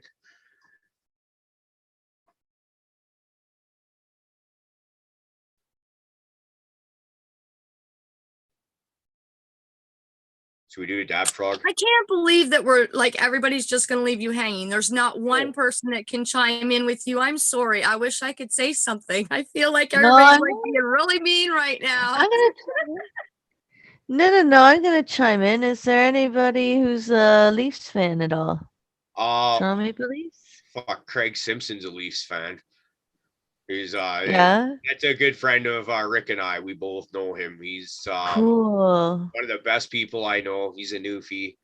I know he's also one of the hardest working motherfuckers I've ever met. One of the few people I've ever met that can actually outwork me consistently every day. They're few and far between. And he's probably the best all around tree guy I've ever met. The guy is fucking awesome. But yeah, he's a diehard Leafs fan. Like they're telling me a story a couple of years ago. Like he gets in the truck when I was working on his crew, and for the first 20 minutes every day, it's just sports talk back and forth, him and I. It's amazing. I love it. But a couple of years ago, the Leafs were making a playoff run. Maybe they were in the playoffs and they lost. I can't remember how it worked, but he was all drunked up during this game. Emotions are high. And when they lost, he's out there, went outside, lit a fire, and burnt his signed Ty Domi jersey. Ooh, that's a little bit harsh. And Rick's probably, if he hasn't already heard that story from Craig himself, he's probably hearing it thinking, yep, I can see him doing that. Oh, yeah. Absolutely. Yeah, there's nothing quite like a Leafs fan. If you're gonna get season tickets for the Toronto Maple Leafs, normally the only way you're gonna get one is if it's willed to you, handed down from your family, because they just don't exist. Yeah, at first you gotta know somebody to know somebody to know somebody to get seats, and second of all those seats you have to pay through the nose for, and I'm not exactly sure how much they were last time, but it's obscene. It's astronomical. So, but they have a packed house every game, packed house. Absolutely, yeah. You guys have been playing some good hockey the last couple of years too, is my understanding. I don't follow much NHL, but like I said, pretty much everyone I work with is hockey fans, right? So you pay attention through sublimation like that. And which is a great thing. Anytime you got a team coming around like that, it's awesome. Like look at the Raptors when they made their playoff run there a couple of years back, right? It was fucking huge. Toronto's a great sports town. They rally. Yeah, I was watching a bit of the game, the hockey game in Seattle. I guess it was the opening night for the Seattle Kraken, and they were playing the Vancouver Canucks, which they will be developing a rivalry there. But they were saying that that building that they play hockey in was just opened this year, $1.2 billion. They were selling tickets for the opening game between $5,000 and $9,000 US per seat. That's just ridiculous. That's fucking gross. I said astronomical. Yeah, and then these freaking athletes and shit, they bitch about they're not making enough money, right? It's like, fuck you. You got to be filthy rich just to come and see you in action. So go fuck yourself. Because the last time they went on strike, that's kind of what did it for me. And that was kind of exactly the rant I just went on. So we got fucking Mr. Profit sitting here in the waiting room. Fucking blows us off like that for how long? Should we let this fucking guy in or not? Like, nah. Okay, let's vote. Should we vote? Who wants Profit? Fair enough. Fair enough. He was standing out. Haunted or something, right? I wonder if he's listening. Should we sit here and just talk shit about him for a while? Sure, why not? Does anybody know where he went? Because it was like he was gonna shoot something with something, but I think it was haunted. Fuck, clearly I was listening.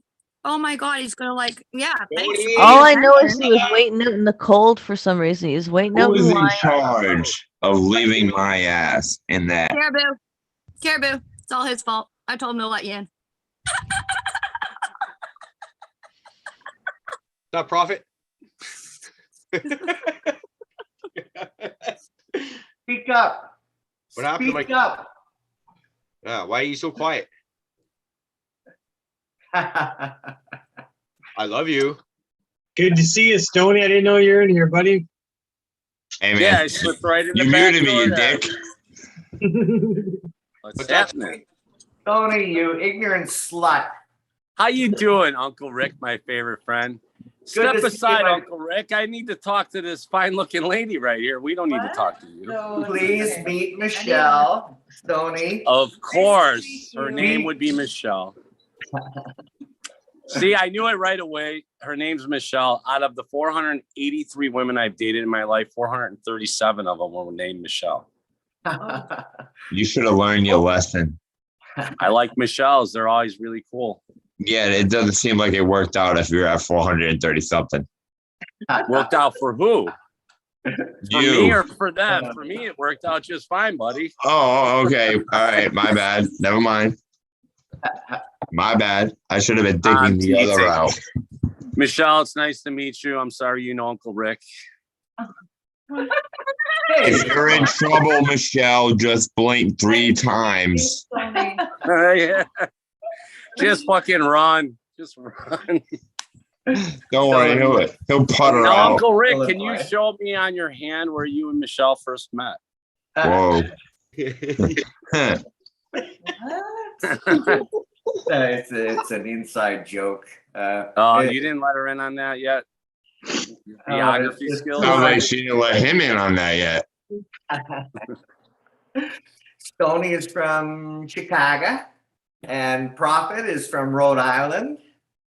Yeah, Right on. yeah, Oh, yeah, Very we're all nice. over the place. absolutely. That's what happens when you let a bunch of mad people communicate with each other from all over the world at the same time. It's a beautiful thing. It is. So what made you decide to bring a friend on? I mean, I could talk about freezing my ass off in line for 2 hours to walk through a building or several buildings in the woods for a total of 40 minutes, but that's not that fun. Plus, those guys, I could sense those motherfuckers were there. You know, I just felt something was there, and I just look, and they look at me, and I'd be like, caught you. Like, they didn't get me at all. It was like, you know, but they had this fucking dope room that was full of dry ice, and they had a freaking green laser that was shooting through it, dude. I wish I was on mushrooms or something, man. Like, this room was tripping me out because the monsters was coming from underneath the fog, so you couldn't even see the fuckers. And like, he came up right next to me, and I looked at him, and I was like, "That was awesome!" And like, I was like ducking down in the thing, moving around with them and shit. Yeah, and then I ended up talking to the owner, and he gave me a free beer that's brewed locally. Whalers is it? I never heard of it. I might drink it now, but yeah. So I got talking to the owner because it's their last year they're doing it, whatever. But yeah, he's like, "I'll sell you this for half price. Take that too for free." He's like, "You want a beer for the road?" I was like, "What? What? Sure. I'll take a beer for the road." But yeah, go on. That was my whole night. I froze my ass off, didn't get scared, and scored a beer.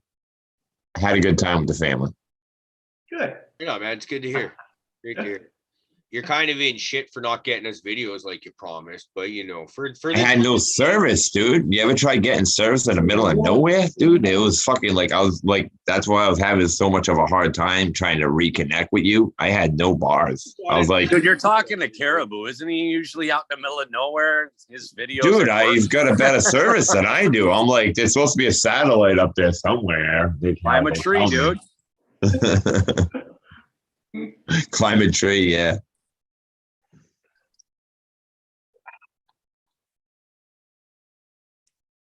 All right, so what's going on, man? We're gonna sit here, check this shit out. Okay, let's It's a black bag. Little Can't see closer. it. Oh yeah, Ah, this- You pulled it too quick. But oh, boom. Jelly, Oh, jelly. All right, jelly nice. bean. Yep, there it is. Nice. One. And there's more. Jelly glue. That's jelly glue. Yeah, so I got actually 2 sets. I got regs, feminized. Yeah, man, Miss Jill hooked me up. Oh yeah. The funny, so how I ended up getting the test for her was a funny story because over a year ago, I was bugging her about getting some jelly bean feminized seeds from her, and she didn't have any yet. And she kept telling, I'm going to do it. I'm doing it in another month. And I kept coming back. And finally, she's like, I just feel bad because she sent out these jelly bean testers and I seen someone post it and I got up in her DMs. I'm like, hey, are these things available yet? What's going on? Blah, blah, blah. She's like, oh man, you know what? I really meant to give you some, so she ended up sending me this Mendo Perps cross with jelly bean that I've been testing for. And she liked what I did for her because I grew them in 3 different mediums so people could kind of compare and see what these plants do in the 3 different mediums. And, yeah, she got a hold of me and said she's going to send me a pack of jelly beans. And she ended up sending me 4 packs and then some couple packs of papers and shit. So shout out to Miss Jill, man. Hell yeah. That's sweet. Right on. That's nice. That's nice. Mrs. G-Bay, please meet Michelle. How are you tonight? Very good. I'm well. Hey, Nice to meet you, Michelle. Nice to meet you too. Be careful there, Uncle Rick. Mrs. G-Bay is a badass. She'll kick your ass, dude. She gets down. She works on cars, man. This chick is like Fucking a A, do-all. man. You don't want to. She knows what it's all about. Yeah, I welded her exhaust today, and I couldn't get all of it complete. So, 70 to 80% of it was welded, but there's still some areas that needed some help. So I was like, well, I did the hard sparky part. So here's the goop, and there's your exhaust. Get at it. You say you welded that on there? You ever watch Red Green? Dude, take a tuna can, cut it in half, wrap it around it, take some C-clamps. Boom, boom. Good. Basically, we You tried forgot that, the but duct tape. the crack was so bad. As a it backup. fell apart the other day. You already went that route. Get a little mysterious. Yeah. And All right. bust out your old Ranger 250. Fucking weld her together. That'll do her. I did it, yeah. Good as new now. Good as new. Stoney. Hey, listen, we were talking the other day about those pots, the Autopots. Autopot, yeah. Now, I was wondering, is like with that Autopot system, is there an area that you can get air or oxygen down into the root zone?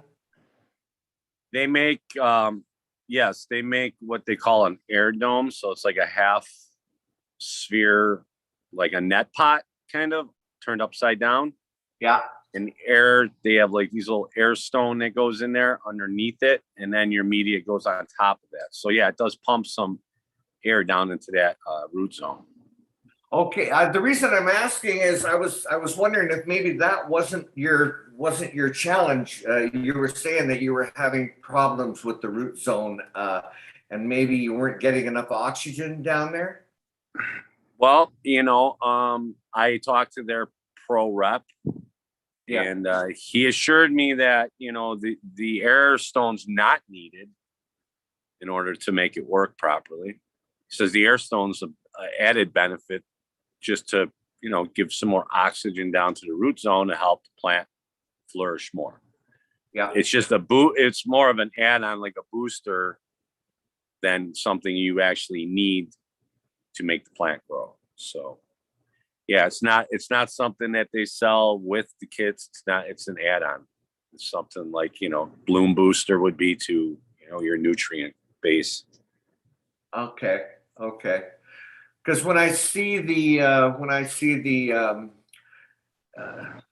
other system, it's not the hempy bucket. The other system, where you get a 5-gallon bucket and then you put a tube down the side of the bucket that allows the air to get down into that root zone.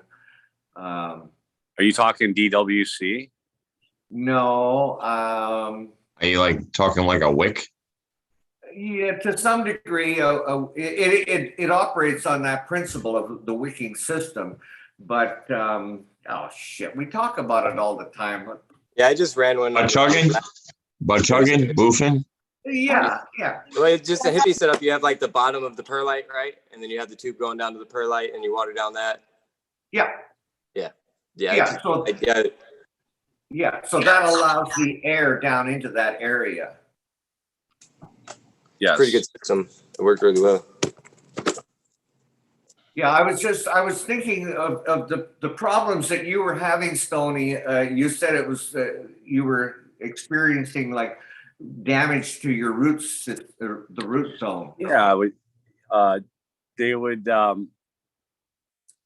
it would just stop growing, at a certain point. It would get root bound basically. Or it was getting some sort of rot. I'm not exactly sure. I've yanked them out, all of them successfully, and was able to finish them off by top feeding them. Oh, okay.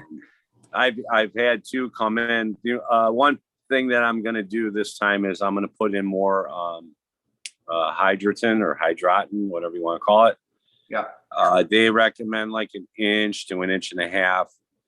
I saw some guy doing it. He's putting like 4 inches in the bottom of that bucket. So I'm going to give that a whirl and see how that works. I want it to work. Believe me. Nobody wants that fucking thing to work more than me. I'm sick of feeding these fucking things.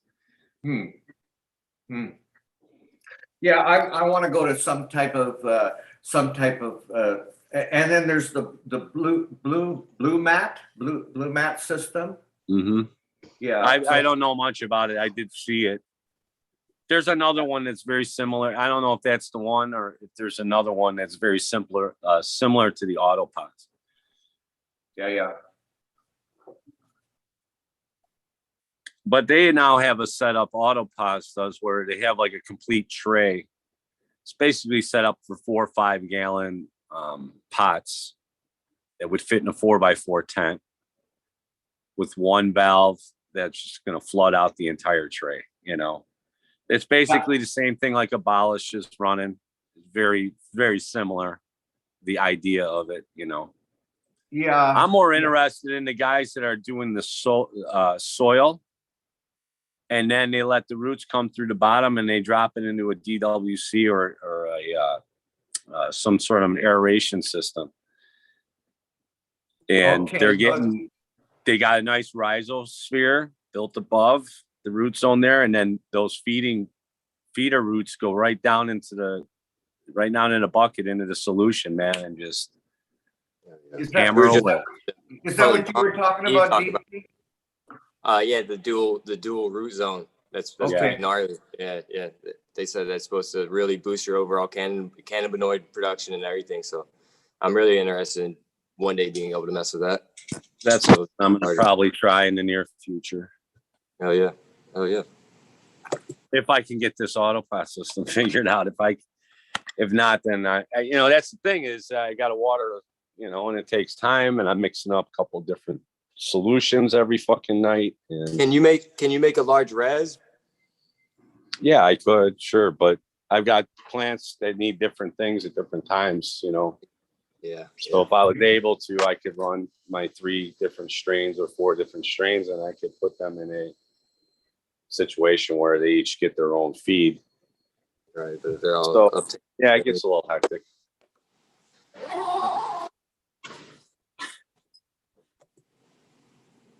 Sorry, my alarms are going off. It's too hot. It's all good. You gotta check on that shit when you hear it going, otherwise catastrophes may happen. Yeah. Especially this Lemon Jeffrey, man. She's something, I'll tell you. I know you guys have outgrown this thing. Yeah, she's fading out now. She's ready to go. That's another chunky. couple days. Oh yeah, that's definitely chunky. Oh, it's yeah, man. How far along is that, Stony? Look at that thing. Oh man, we're in like day 70 something here. We're ready to chop. That's nice. I ran into a situation where the plants were kind of re-vegged. You could even see it's kind of wanting to still do it up on the top here. Fox failing. I had a green light on. I thought it was okay, and I left it on and just didn't pay attention to it. And so lesson learned. Well, that's interesting because I was going to get one of those green lights. It's actually on my checkout list. Oh yeah, I mean you could use it. Just don't leave it on. 24/7. Yeah. And then this catastrophe, this platinum garlic, man, holy shit! Holy fuck. Nice. Eats. That's an in-house, right? Yeah, it's a monster. I mean, holy fuck. So this is what happens when you're too busy doing other shit and you ain't worried about the plant. All right, I'll get to that fucking second trellis tomorrow. And then you come back 2 days later and then it looks like this. You're like, holy fuck. Fucking Christ, dude.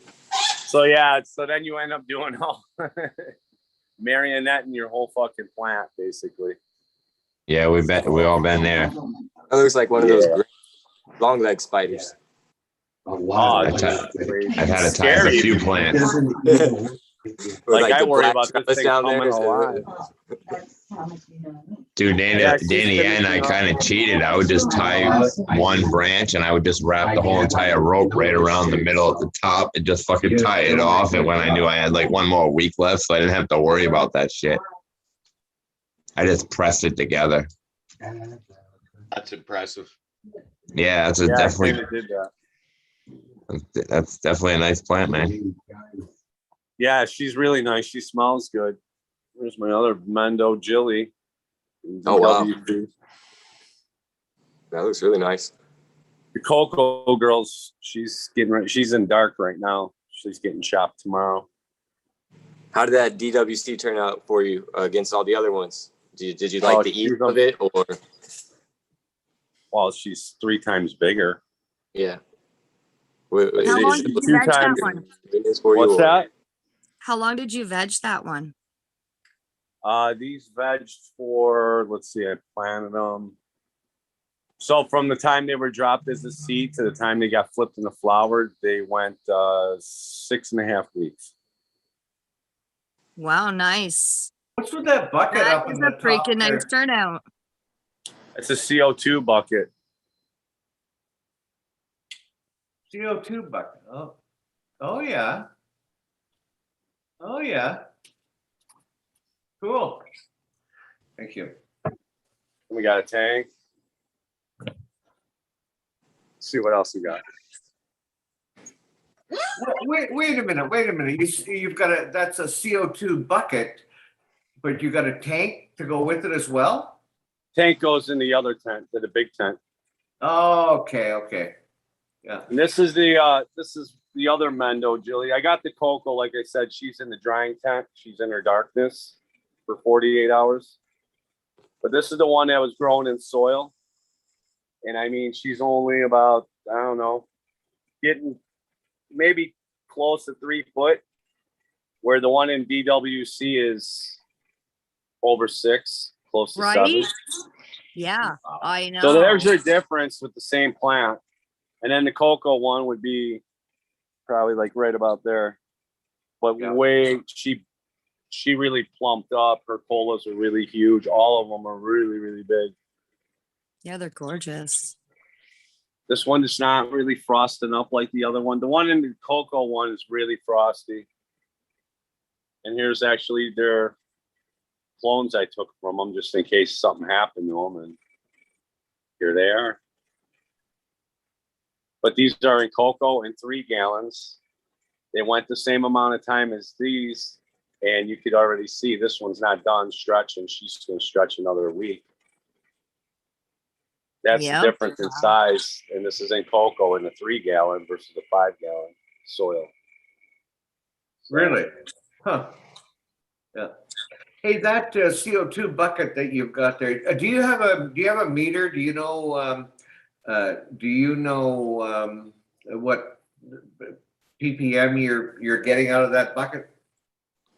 No, I really don't. But I do have a Atlas 9. This thing here, Yeah. which is my regulator for my CO2 tank, and that gives me a measurement. So as soon as I plug it in and turn it on, it reads what the CO2 is in the tent, and then it starts administering. So generally down here in this basement, as of right now, I'm running around 600 ppms without any additives. Oh, wow. So when I start adding the buckets, I don't know what kind of boost I'm getting. If I'm getting another couple hundred ppms, another 200 maybe. So at that point, it raises me up, gets me up to the 800. Now in the wintertime, when this furnace is cooking, because I got the furnace and hot water heater both in the same area as my tents, I'll get up to a steady 710 ppms in here. Okay.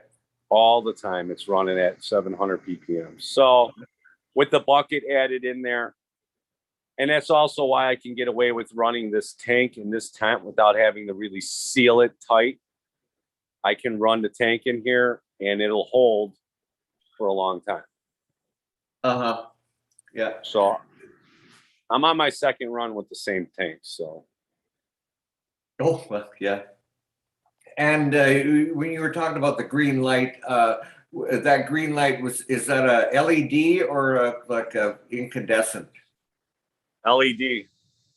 Okay, yeah, because that's what I've got them. I've got them in my room and approaching my room and what have you. Yeah, they're far superior than the from the incandescent one. But I did notice that if I'm running that LED light, obviously when the lights are off, if I'm working in there, that is enough. There's enough light coming off that LED, that green light, to trigger my my CO2 sensor. So. Oh no shit. Yeah, yeah. So I suddenly looked over. What is that noise? And it's dark, and I was running CO2 into my room from that stupid light. Yeah. Yeah. So that the CO2 picked it up. The sensor, yeah. Yeah. Yeah. So, you know, I kind of knew better anyways, but it just didn't seem to affect me the last time I ran stuff in here. But now I think about it, I bet it did. I just wasn't paying attention. This summer's just been kind of a fly by the seat of my ass kind of situation, you know. Well, we're back at it now full time, and we're getting back into it. I know. Just a lot of shit going on. Summertime. We were locked up for a year because of COVID. It was nice to be able to get the hell out of the house for a minute. Absolutely. So I've been seeing that Catachronic released a new EP, Stony. You want to tell us all about that one? Well, it's Songs of Liberty, SOL. And basically, these are just songs that Larry wrote about shit that's going on, man. We got our hopefully viral one day Let's Go Brandon song. You know what, honestly, guys, I don't know what the fuck's going out in the world. I just know enough that it's still fucked up, and probably more fucked up than the time that I left that world, because I don't pay attention to. I mean, I got my hands on it enough to know just enough so when shit's happening, but until the foot drops, in my opinion, which might be coming one day soon, there's not much I'm going to do or say about it all. So I just ignore it, because quite frankly, it seems whenever I have that TV on or it's on around me, I notice my mood change. I notice I start getting irritated. I start snapping off, and I'm just like, yeah. It's whatever they got bullshit that's in the TV. You know, look, my grandparents said you're going to ruin yourself watching that stupid TV shit. They were right. I keep being told that I shouldn't be doing that. But as far as I'm concerned, ignorance is bliss, people. I can't do shit about what's going on. And then if I could, I'd be doing something. But for the majority, I don't have the skills to do much of anything to help anybody in the world, save anybody anywhere. So yeah, ignorance is bliss. I agree. Ignorance is easily led. Yeah, I get that. But again, I can't do anything about the shit that's happening. So why should it fucking put me down? You can be aware. You don't have to be put down, but you can be aware about I'm what's aware. going on around. I just don't need to know everything. Well, I Okay. just know. So I guess I need to my know it point all. is- right. Well, I think I'm more along the lines of I already know what they're up to. I already know what they probably want to fucking do. I've known this for a lot longer than just over a year or 2 years. Which is why I don't care now.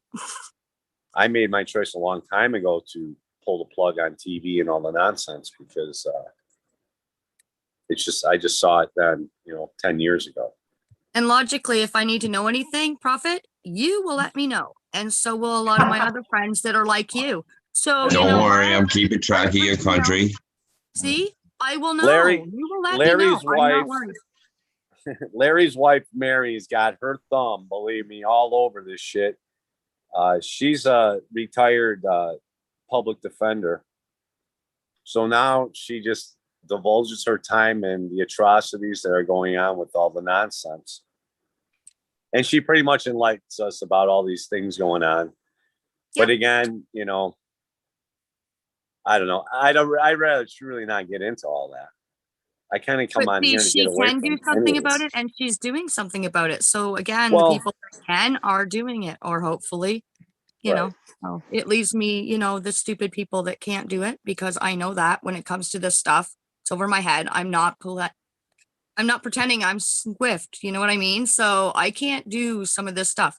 So the people that can, all the power to them. If I could, I Yeah. probably would. If you got a voice that could be heard, I guess you say something, but don't. Yeah. I recommend getting to know your neighbors. That's a good way to start. Just my personal opinion. or You know, just I- move like me where you have no neighbors. Well, I like to work with a group, not a large one, but a versatile group. I know what neighbors can do what and what they know what I can do. So we'd be able to survive for a little while, I think, especially if I happen to cut the main wire from the power line. Then I'll start turning that shit. Yeah, I don't know. I'm interested to see how this shit's all going to play out. But I've kind of called it years ago before Facebook got all popular. They're working Oh on yeah, we dividing were called people. conspiracy theorists. They were called crazy and everything else. Yeah. I've been there for years. But then they're like, oh, Again, you're right. another word that was made up to keep people from fucking talking. Well, No, we can still talk during this. It's just to remind you. oh, I thought I pressed something. I'm like, what? the- No. Remember the word came up during the JFK investigation. That's actually That's the exactly Warren when it files. was The Warren made. files. That's where the That's word when it came was up. made. Yep. We're gonna shame anybody that Questions says that, we're the gonna call narrative. them a conspiracy theorist. Yep. And you know what's fucked up? All it is free thought. I have a free thought on something that I don't quite agree with, and I'm gonna get bashed for it, or maybe have a different Shame outlook. you. Yeah. Shame you. What's funny is I've been shamed by way worse than anybody I've ever met online in real life. So good luck. I wake up looking for it. You know what I'm saying? Right. I want the trauma. Oh, it's too funny, man. Cheers. Absolutely. I'm gonna try to catch up to that dab frog that I missed out on. So I'm just getting it out. Thank you all for chatting it up while I warmed up my torch. I appreciate Well, it. I learned the rules. We don't have to shut up during that part, only during the songs. So it helps keep with that awkward silence, I'm trying. I'm winging it. I'm shooting from the hip. What's up, Tara? Why don't you speak up, girl? So, I was, so we I was we could speaking use up that. earlier, actually. Were you? Because you're chatty on Discord. Oh yeah, well no, I was chatty earlier. Well, I was letting everybody talk, but I was chatty earlier. I was telling them all about my thing on how I ended up getting exchanged my strains today to something way better for the same price. So I was really happy about it. Hell yeah. That's awesome. Yeah. So That's almost like free. it's almost like free, seriously. I was upgraded to BC Bud for $85 an ounce. Oh, that's right. You were bragging about that to me earlier. Yes, that was. That was yesterday, I think it was, wasn't it? You were No, bragging that was about that? today. That was today? Today. All right. Yeah. Yeah. I'm going to say I'm a little jealous. I won't call you a bitch, but I'm going to say I'm jealous. I told you I wasn't going to call you a bitch. I know. I'm just making a face. Wish I can get a nice ounce for $85. Sometimes I can, but it's like I told you what the going price is around here. You know, it's Yeah. That's very true. an ounce, you know. You run into the other people, they want $10 a fucking gram because that's how they do it. So that's $280 an ounce, and you're like, nah. Yeah. You know, I try to drop the price down, but I'm usually lower than everybody else. But it's like, you know, they got their prices up high, but we're still cheaper than the dispensary. So yes, and better. Well, and better. You know, you'll buy something, I'll roll something, we hang out for an hour. You know, it's not just, you know, that's usually with the few people that I deal with. You know, fucking, they'll be like, "Oh, here, roll something out of what they just got from me that I gave them." And I'm like, "I just fucking gave that to you, you dumb shit. I'll roll something out of this jar, okay? Take that home. That was the point." But you gotta. That's customer service there for you. Unlike the grow store I went to today to exchange the cocoa that they sold me, that was looking more like a CO2 mushroom bag. This big yellow fucking snot thing growing in there. And the funny thing is that I've only bought cocoa twice at two different places, and the cocoa I got from these guys, I remember specifically getting it from them because I bought 4 or 5 bags of it, and I had to buy perlite because they had nothing with perlite in it. I usually get the cocoa with perlite. So I had to buy this monster bag of perlite because that's all they had. And so then I went in there today and I brought the 2 bags I had left. And I was like, "Hey, man, this thing's, you know," the guy looks at me and goes, "You didn't buy that here." I'm like, "Yes, I did buy that here like 2 fucking months ago. We've never carried the kind ever, blah, blah, blah." I'm like, "Bullshit. You got it on your shelf back there. I could guarantee you got their nutrients. You fucking sold this to me. I got a big giant bag of fucking perlite sitting in my basement. I go, that I don't fucking need because you sold me this shit because this is all you had. I never had that before. I'm like, holy fuck. I wanted to kick his ass, man. I was so fucking hot. Oh, man. In my mind, I burnt that building down, stabbed him, blew up his car and everything else about 20 times, and I feel better now. So, did you get the bags? I got the bags, man. Okay, you got them switched off. He took them. No, he wouldn't do it. So he never admitted. No. Even though he fucking had it. To spread the word about Brew and Grow, specifically the Brew and Grow in Roselle, Illinois on Irving Park Road, right across the parking lot from Amperage Electric Supply House. Yes, they suck. They're assholes. They're fucking prices. And they're selling seeds there. I think that's illegal in Illinois. I'm not sure, though. But maybe if there's some cops listening, they might want to check into that shit.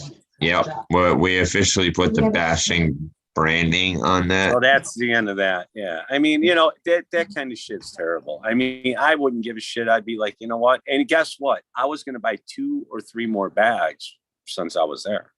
Even though they don't sell the bags, so don't worry about it. You wouldn't be able to buy it.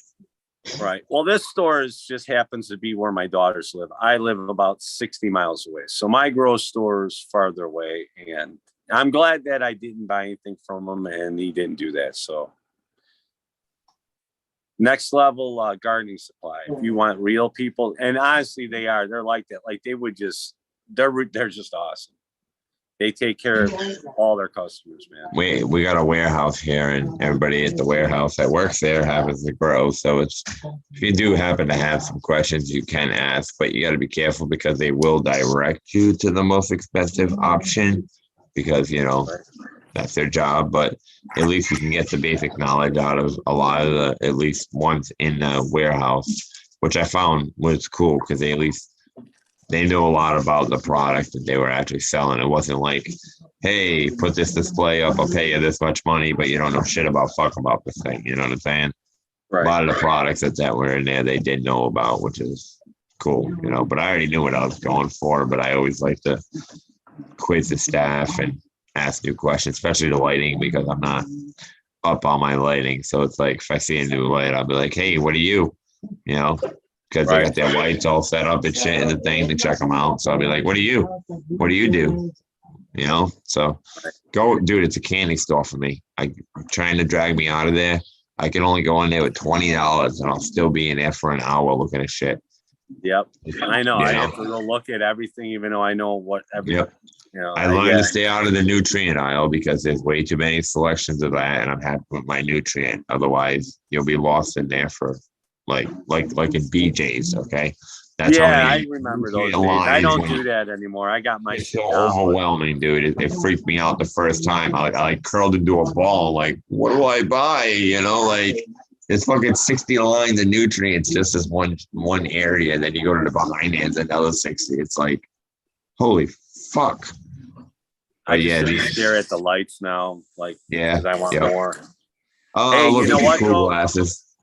By going to my grow store is pretty cool because they hold these classes, and it's actually I've learned something from every one of them. I just went for mostly support, but they have a lot of first time growers, and it's $5 a class, but the money goes towards some animal shelter where they saved their 2 dogs that they got from there. So anyways, yeah, they got a lot of really good information. And this guy from the Growcast podcast, Jordan, and his partner, Rizo Rich, who's like a breeder out by me. These guys hold the classes. They're really awesome. And actually this Rizo Rich, he being a breeder and whatnot, and he had some of his stuff with him. And let me tell you, if you like peach, and I think I wanted to share this with you, Caribou, because I think you were talking about peach terps, but I don't know if it's not focusing in very well. Give me a second. I'm going to try and highlight that for you. You said that's from Rizo?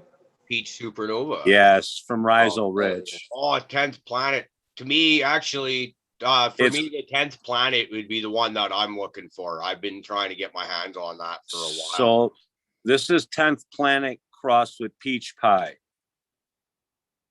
And dude, I've smoked a lot of stuff this year, different people's stuff, high quality. And this shit by far blows it all away. I've had the closest thing I've had that was, I would say, is probably equal is Abolished Sour Melon. They're like, as far as flavor goes, they're like neck and neck.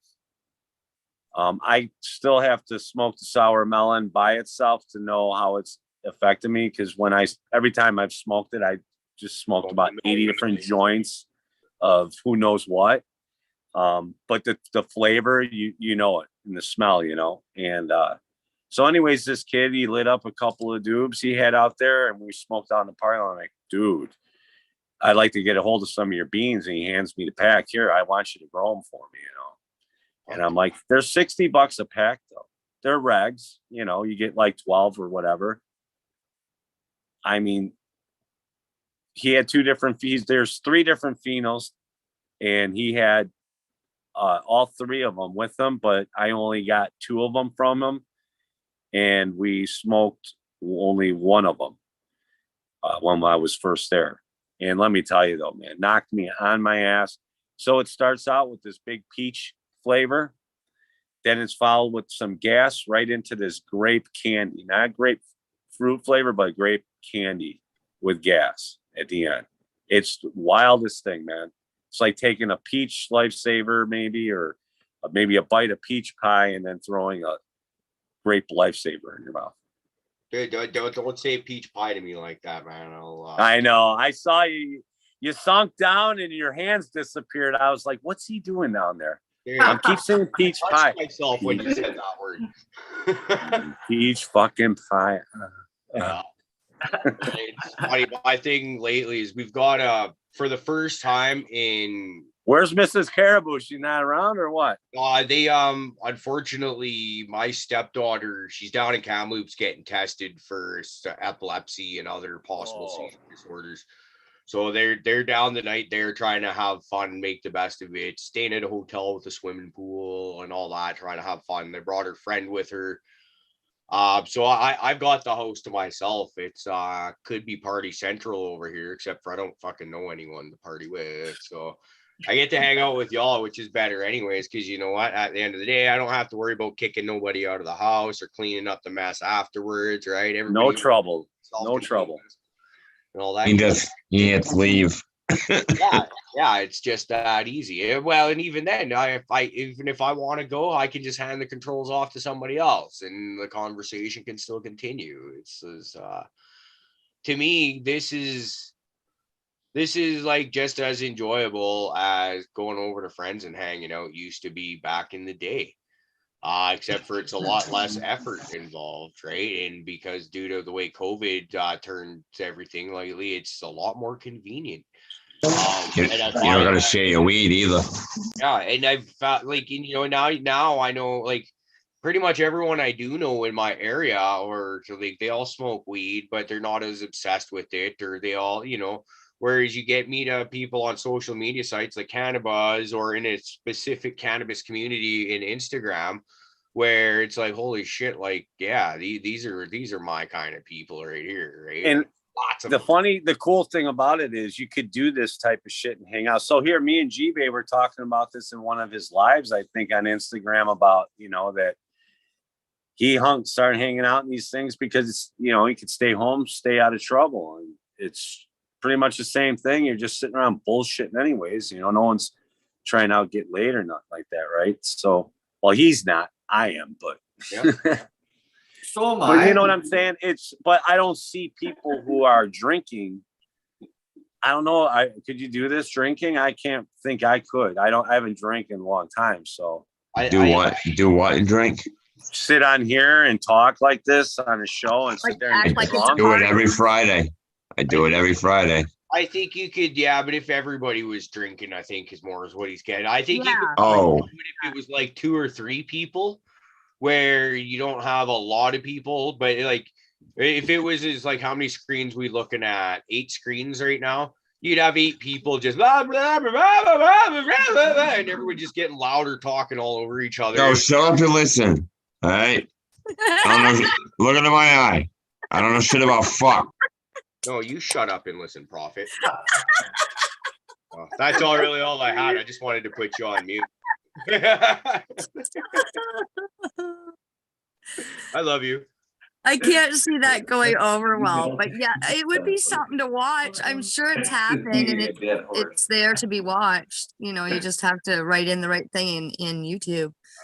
But what would be crazier? All of us on mushrooms during that show we talked about maybe having, or all of us drinking? I mean, which one? The drinking doesn't. The mushroom one would be the one to do, man. Would you remember it? I definitely have to I'd have to rewatch it the next day to even remember what the fuck happened. Recorded. What do you think? Shit? Yeah. But the same thing would happen if we were all drunk. I'd have to go back and be like, I want to know what was some other people. Yeah, but the only difference is could you imagine that? Oh, I couldn't imagine that. Like, I know I don't drink, but if I drank, I couldn't imagine going back and looking at exactly every fucking stupid shit thing you did then. I'd rather just not remember if that's the case, because we'd be sitting here and being like, Pop Mom's talking to 5 people, but there's only 4 of us here. And we're talking to each other. So who the fuck is she talking to? Yeah, having to rewatch itself is pretty painful. You got to see that actually. Yeah, Right? someone got my infamous falling into the Christmas tree and top and crushing all the presents and everything on Christmas Eve before anybody opened the fucking thing. And I already broke half the shit, knocked the whole fucking tree down. You have Yeah, that on man. video? I want that. I gotta see that. I don't know where it's at. Trust me, I've looked for it because if I could, I'm putting that fucker right up on YouTube, man. No, That or at least shoot it to Discord, TikTok, dude. whatever, man. Discord. You owe it to us. I don't know where it's at, man. I don't know where it's at. Unfortunately, the guy People that support kind the of show and put it under the Caribou headline, and then you can get more people to sign up just to watch that shit. So look for that. Well, the guy that knows is unfortunately gone for good, so I'm not gonna ever find out exactly where it's at. I mean, I've asked my mom, but she's, these guys didn't grow up with computers, man. They got pictures and 8mm shit and then VHS shit. Remember that camera? Taking a family video. It's Christmas. Fucking thing weighs 800 pounds. Same size camera they use now at the newscast, when you see them set up. Actually, they're actually fucking bigger than that thing is now. Yeah. We got G-Bay drunk one night. He was drunk on the show one night. That was a I do fun remember night, that. and I highlighted his ass. I was all over him. Funny thing was, I think it was the next day in Discord or whatever. He was all sheepish, and it wasn't even bad. It was funny. Yeah, it was great. I woke That up and I video was like, prompted me to look for mine. what I do? You're just drunk and having fun, and then the best thing was your Canadian really fucking came out. Man, it was amazing. Oh, it was great. We got to see all the wedding pictures and your gun collection, and it was You without facial hair? You're like, Oh, no, wow, man, this- I was clean cut. No, I'm getting the pictures, man. Hold on, I'm going to. It was hilarious. Yes. what do you mean clean cut? Were you talking about when he was talking about being circumcised? Is that what you're No. talking about? No, his Oh, haircut. because he talked you about fool. that too. Okay, well, I was not. Thank you very kindly. Why do you always put things in my mouth that I don't put there? I'm not doing anything. That's your There. perspective. I don't know. It can be crude too. Oh yeah, anybody who drinks, man, that's how it is. It's booze. Yeah. There's no control in it. It's not like weed where you could just chill even more, It's Well, some people can, if you could do it, all kudos to you. I just seem to fucking want to drink everything in sight. So. See, I know if I was drinking still, G-Bay, there ain't no fucking way you and I can go out together alone. No, Because I if can you already and I tell. go I've already alone, we're had going some to before. jail. There's no doubt. Not because we're in fighting either. Not Man. in- It's just we're gonna be doing something really stupid, probably. Like Yeah. here, Or climb take that a light trip in post. somebody's pool that isn't your own. Yeah, that's Hey, there's no cop in that car, but it's running. You think we could take it around the block? Yeah, let's try it. Yeah, I do shit like that. I come up with Yeah. really good ideas. eBay does dumb shit too. We all do when we're drinking, man. Maybe not so much anymore, but yeah. The reason, Oh, There's been some good times. oh, well, yeah. There's times we could have fun too. the reason I quit smoking weed for 14 years was one of those drunken, stupid moments. We're out at a kegger party in Bear Lake, and their store out there opens at 6 a.m. and we needed cigarettes, and it was getting close to that time. So we start walking to the store, me and my buddy, and he sees a racing quad parked in somebody's driveway, and we're like, well, fuck, let's just take that. We didn't fucking realize that we were actually stealing somebody's quad. That thought never entered. It was just, we were looking at a ride that's faster. That was honestly it. And so I get on and he starts pushing it so we can bomb start it. And we get it going, and we're fucking start heading down this fucking road in the opposite direction from the store we were trying to go to.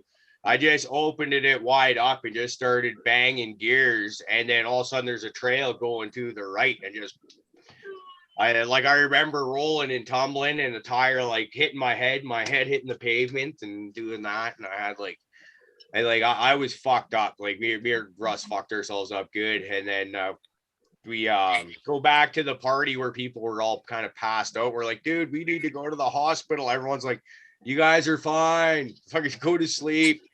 We get to go home, sleep for a bit, go to his place and smoke a joint. And it was like I thought my kidneys were bleeding, and it turned out to be anxiety. But after that, smoking weed was never really the same. And then it's kind of funny, when I started smoking weed again, like 14 years later, there's always that, for about the first year and a half, there was always that sense of apprehension of like, oh, I'm getting too high kind of thing. I start freaking out and shit like that. And now it's rare that happens, because like it's just rare that my body isn't just so jacked full of cannabis, I guess. You're saturated. Yeah, but like I remember that first joint that I smoked, like it was this, I realized this, for whatever reason, I just out of nowhere, I like, because the ex had little bit of weed in the freezer. She was a very, very sporadic smoker. And I just like, okay, I feel like trying that again. So I go in and grab this like crumbs at the bottom of a bag, basically. Is this any good? Well, yeah, it's okay. Roll up a joint, and I still even was able to roll a half-ass decent joint and light that up. And I remember I only had 2 hits off it because I was worried about getting freaked out and too fucked up. And I was like damn near hallucinogenic high. I was fucked. And so the paranoia and anxiety kicks in a bit. So I just start like pacing and walking around in the circle, because we had that island living room, kitchen, dining room circuit that I could walk in, and just start doing that. Start calming down and putting the Trailer Park Boys on. And then my daughter and I, we sat there and watched Trailer Park Boys for like 3 fucking hours, just having a riot. And after that, I was like, woke up in the morning and just like you feel the relaxation in the body and stuff. Just felt like so much better. And then a couple weeks after that, I quit doing cocaine. So that's, I like to think that cannabis has a huge part of that. I'm one of those people that if I get into doing anything, I tend to fixate and get all the way into it, and that includes drinking, drug use, and all that shit. So no doubt that when I get back into using cannabis, I'm gonna use a lot, because it's just kind of in my nature. But in my typical way that I fixate on the shit that's right in front of me, cocaine's just been forgotten, because now I'm fixating on this, right? That's the benefit of the way my ADD works for me, is only being able to focus on just a certain few things. When you do find that thing that focuses and really grabs your attention, run with it. Oh yeah, man. I know what you're saying, because I quit for a while too, just because of being in the union and stuff. I was running work. I was responsible for multi-million-dollar jobs, and I had to quit. They had the drug testing in place, so there was no fucking way I was going to do that. And yeah, I just started doing the drinking thing. But I wasn't I wasn't boozing every day. My problem is when I did drink, I drank. They put a bottle of booze to the side for me on Friday night, and that was mine. And I was the only one they drank from, because I would finish it, and then that would cut me off, or whatever. They would finish 3/4 of it. But I mean, I was stupid drunk, like falling down, couldn't walk. And it would take me, 2 days just to fucking recover from that. That's how bad it was. I mean, I was probably close to death a few times. I woke up, I was driving on runway airports, private runways. For me, did some stupid shit. Was one of the things that really did it for me. Those 2-3 days or more to get hangover. Going to work, I already don't like going to work hungover, because I have to work way harder than I want to when I feel like shit. So I try not to get hangover on work days. But it's like when you say tie one on Friday and maybe do it again Saturday, because it's the weekend, why not? Let's face it, we've all been there. But then you wake up on fucking Sunday, holy fuck, oh, what happened? No, why did I do that? Because when Monday shows up and you're still fucking like, whoa, fuck, I'm still feeling it. And it takes till like Wednesday, Thursday. Yeah. It's like that Jimmy Buffett song. If I don't die by Thursday, I'll be roaring Friday night, right? And it's fucking just, yeah. I think I remember when I first quit drinking and doing everything, I had 3 years of total sobriety. And I'd go over to the ex's place, and her brother-in-law and his wife at the time would come over because they were young. They're a fair bit younger and really into party and stuff. And they come down and they sit on the couch together, and they're just like fucking sheet white, just have that sunken face. And I'm like, yeah, that right there. Like, because there's a lot of times where you're just like, fuck yeah, I'd like to have a beer or whatever. Maybe it'd be nice to go out and tie one on, but then you see that and you're just like, yeah, no, I'm good. I don't need to feel that. That's just, I feel sick just looking at you, for fuck's sakes. And then the best part is when you're feeling like shit like that, you got to start really digging deep into your brain to remember every fucking stupid thing you were doing, at least for me, or what I said. And I mean, I was a much different person. I looked different too. I mean, I was about 260 pounds. I was living on top of the world. I was running big jobs. I was making great money, you know. Yeah. Cocky young kid, 30-something years old. Fuck you. I'm at the top of the world. Fuck the old man, 50-year-old guy. Get out of my way. Yep. You know, asshole. I mean, I wasn't really changed, I mean, I wasn't very different. I mean, but yeah, I had a bad side to me, you know. You just described me. Well, that's why I said I know you, and I that's why we kind of connect, dude, because we know. Yeah, I know you've been through the same shit. Picture you know, me you already told me we live crotch similar rocket shit. You're in a rock and roll world too, man, with those people, and you know, it's just how it is. It's a rough thing, man. People just they don't respect each other. Let's just put it that way. You know, at least. Well, Tony, I got to get one of those catachronic T-shirts, man. Yeah, Those are I cool. know, man. We're working on. I got to set up an SD account so we could get this shit set up because it's driving me nuts. Larry's driving me nuts. I just been very busy getting my shit in order. So I love. But yeah, that I'm T-shirt, hoping. man. I am hoping before the end of next week that we have everything up, and I'll be posting the shit out of it on Instagram. So Cool. like my hand movements. I like Put me watching. down for one. I gotta stop taking these edibles, man. Oh, which reminds me, Tara Love, how's are the edibles kicking in quite nicely over there? Oh, they are great. I am in a great place right now. Absolutely. Cool. I just been eating Thank none of my bags of dicks. I love Never these. heard of that one. Oh, they're awesome. Michigan, you gotta go to Michigan. How many milligrams are those?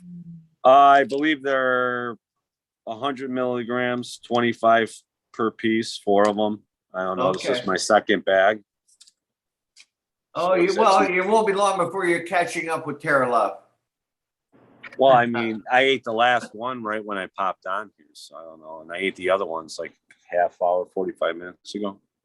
Good. I'm experimenting with these Well, I've things. eaten. I need to have something usually warm with them, but I'm seeing now if my body has changed or something, because I have to have something warm for certain things for it to affect me, caffeine being one of them. I can't drink hot coffee. I get like this in a very small cup. However, I could drink iced coffee all day long by the fucking gallons and I'm fucking fine. So I was talking to Spartan about this, I think, one day, and I was thinking about, I'm like, you know what, maybe I'll drink something hot, you know, and I'll eat some of these candies and see if that might not change. And sure as shit, I ate a couple of these. I ate 2 bags straight away and didn't fuck around. And I drank some hot chocolate. And yeah, man, I slept really good. Yeah. My whole body, I was walking. I just remember walking. All of a sudden, like my legs just turned to fucking rubber like the Scarecrow. I was like, what the fuck was that? I'm like, that was weird. And then, yeah, I felt like kind of my body feeling kind of really weird. And I'm like, okay, this shit's working, man. I'm like, fuck yes, finally, thank God. I'm so sick of hearing everyone else about, oh man, I ate this and I ate that. I'm like, fuck you. I mean, I still will never quit smoking. It's still aces, but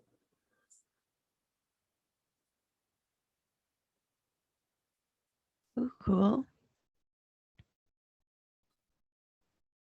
is Prophet talking and he's muted? What's he saying? I have shit going on all fucking around me right now. So I just had to hit mute for a little bit because we Yeah, just it was got back freaking from me this out a little thing. bit. So I got kids fucking all amped up and the pizza just got here. So fucking, I'm just trying to tell everybody to fucking fuck off before it becomes a massacre.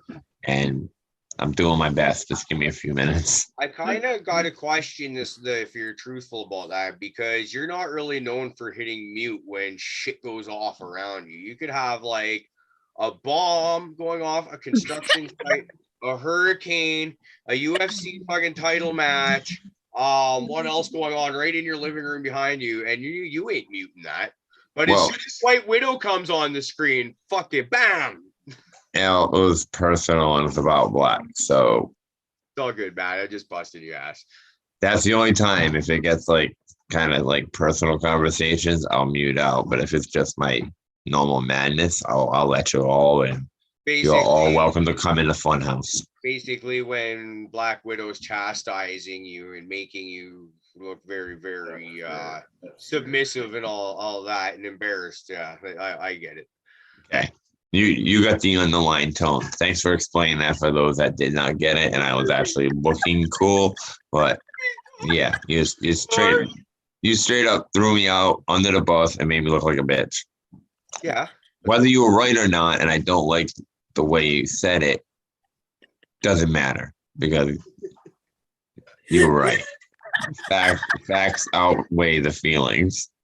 Well, well, it's okay because you would have done the exact same thing to me. And then you know what? I probably would have been like, I would have come with like some rambly ass fucking spiel and I'd be like, and you're right. And then hang my head. All right, this is getting weird, man, because I'm starting to feel like somebody's getting feelings hurt. Are you guys getting your feelings hurt here, or is it just the edibles working on me? It's just the edibles, dude. I was gonna say there's no fucking way. It's just like this is caribou. These guys wrong show, dude. Man, no, fuck these no. guys are boofers, not boofies. No. Yeah. No. If that's the case, I'm sitting here being super insensitive because I'm fucking laughing my ass off. So yeah, That's the point. I'm like unnoticeable at all. Well, like, I'm completely serious. That's the fucked up part. That's the funny part. That's the part that you're supposed to like basically laugh at. Like, well, at least I'm not him and I don't have to deal with his bullshit. Oh yeah. I'm here to help you guys feel better about yourself. We appreciate There you go, boys. Don't you I'm feel like good about yourself I'm now? like a security pet or something, whatever you call it. I need a vest so to let me in the goddamn movies. The Atlanta Braves just won game 3 there, so Game 3 of what? World Series. Hockey. They got a hat trick and everything. Oh, I know they're playing, but I didn't know if it was a playoff game or. Oh yeah, it's World Series. So yeah, it's 2-1 the series now. I really wish that you guys paid as much attention to sports as I do. We're gonna have to get Steve Marchand on the show more often because he'll talk sports with me. At least. Sorry, man. Can't do it. It just it was went one of that those route. things where if I went to my grandfather's, I'd be stuck watching sports. And mind you, I was a kid, so I wanted to watch fucking cartoons.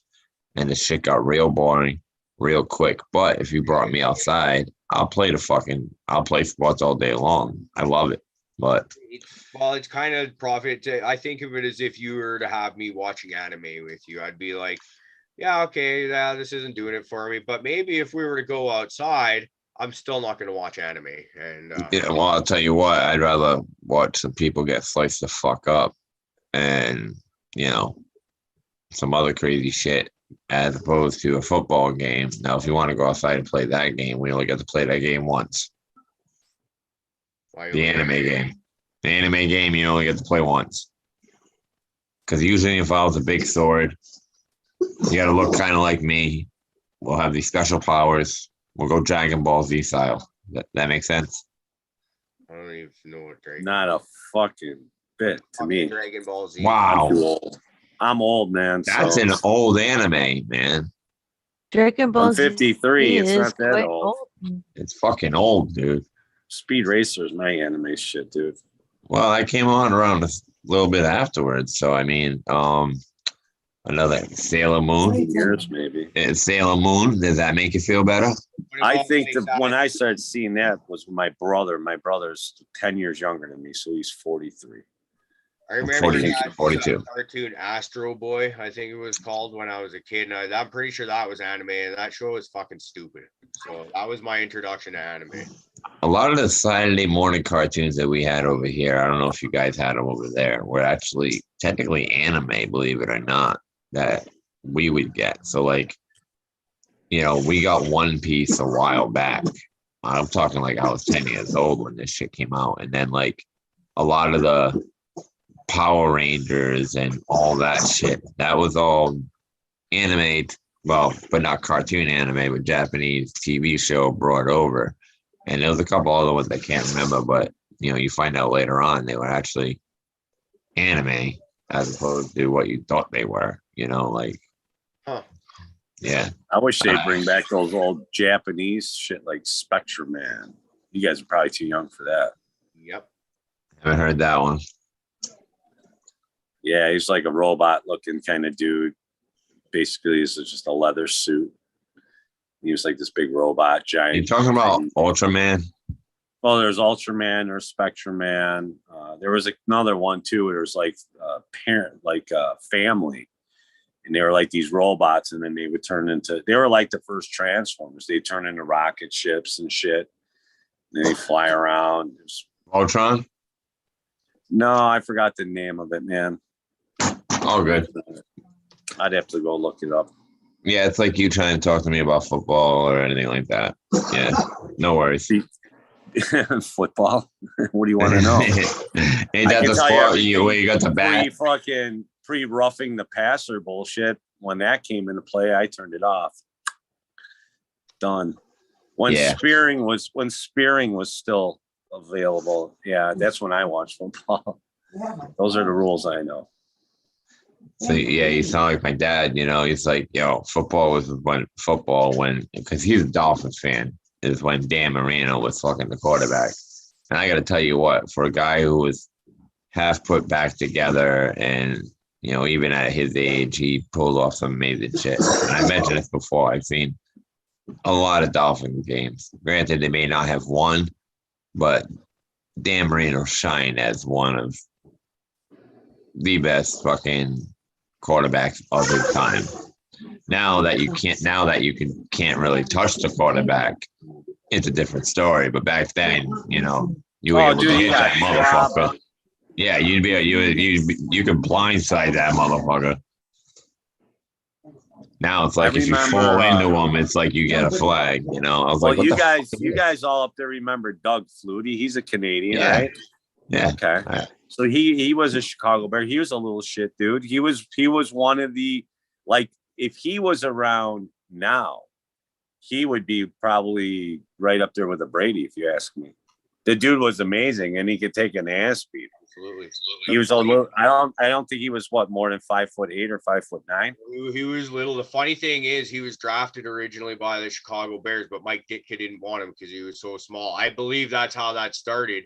And then, so he went to the BC Lions up here in CFL, where he became, him and his brother, Darren Flutie, who is a wide receiver. They built their fucking name there. Then Doug went to the Calgary Stampeders, became kind of a mega superstar down here. That's where after that went to the NFL. And really did well there for a couple of years, which is great to see that he actually. But he played for us for I want to say a season or two.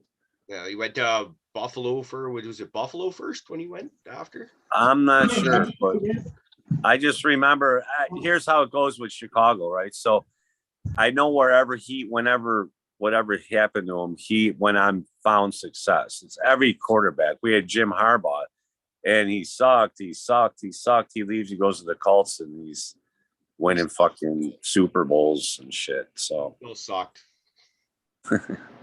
Laces out, Dan. I don't know, football, all them sports and shit. I get it. I don't give a shit if people want to watch it and spend their time doing that. I don't care either.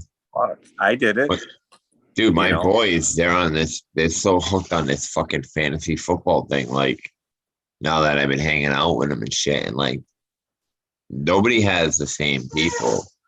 And I don't comprehend the strategy behind it or anything like that because I'm not into it. But it's just crazy because honestly, it's just a sports version of like Dungeons and Dragons almost, like, and I'm like, you guys sound like a bunch of nerds with your stats, that, right? And but yeah, I don't get the fantasy football thing, man, but I know a lot of people that are just like, calling my boy up at work, yo, who should I, what are the teams, who should I be going for? And he's like, yo, if I fucking do that, I wouldn't be working, dude. Like I'd be winning. I'm not into it that hard. You could talk to anybody and they're gonna have a different strategy as to who they think, from what I'm told. Yeah, see, for me, I like fantasy football doesn't work because something that you kind of do only once a week doesn't hold my attention enough. I'm very routine based. It's got to be fucking time and again. Otherwise, I'll just go off and kind of just forget about it. But it's something like I can get into fantasy baseball, but I'm not like one of those real obsessive fucking nuts. But it's at least when it's something like that where you different games pretty much every day, I can do that. But I don't get into betting for money and shit like that because I'm just a terrible gambler. I don't have that kind of luck. So, like if I'm gonna gamble, it'll be on like a UFC fight or something like that, and it'll be like, well, it used to be like a case of beer or something like that back in the drinking days. And well, that's been over 3 years, so I guess that was probably the last time I gambled for fucking anything. Wow, gamble. I'm talking about buying a scratch ticket and ending up owing the cashier money. Like, I don't know how the fuck that works out, but So Tara Love, are we all good over there? Having a good time? I'm checking in on her. It's okay. I was trying to do it privately. But yes, I'm checking in on her. Yeah, no, I'm fine. I am just dazed. That's She is all. in gummy land. We just don't want her to I fall want over. to. No, we want to see her fall asleep. I've already seen this once see that. today. I didn't see that. I want to You see missed it. that? She shared that only. I with me. could- That's when I ate the other. That's when I ate the other bag of gummies earlier. Which is why I'm worried about you. I actually did see it, but I didn't catch it live. I caught it afterward, and it was fucking tears. She's just slowly leaning back, and then next thing you know, out. And I was like, I couldn't believe that shit went down like that, dude. I was like, all right. This is comfortable. Very, very comfortable. Hey, Uncle We're all Rick, good, just I'm don't reading fall in forward. chat. Do you have an OnlyFans page, Uncle Rick? Yeah. What does that mean? I don't understand. Yeah, okay. What does that mean? I like how he says that with his friend there. What does that mean? What's Pornhub? Oh, Pornhub. I've never heard of these things. No, seriously, man. I never heard. What is that? You don't want to know. Okay. Yeah, we'll keep it classy, Seattle. Yeah, he's got a guess. Let's not expose him too much. I better Google it. I'm gonna have to Google it. Yeah, we don't want to know that he's hanging around with a real bunch of goofballs like us. Oh, Right? well, you just did say we're the fucking boofers. Speaking of gambling, should we take bets on whether she slaps him or not once he Googles it? Ooh, I might take that bet. What do I got? Now I have He's like, I want to get slapped, god damn it. Holy Just don't share the screen, man. I don't want to have to pay some whore that shows up on an image.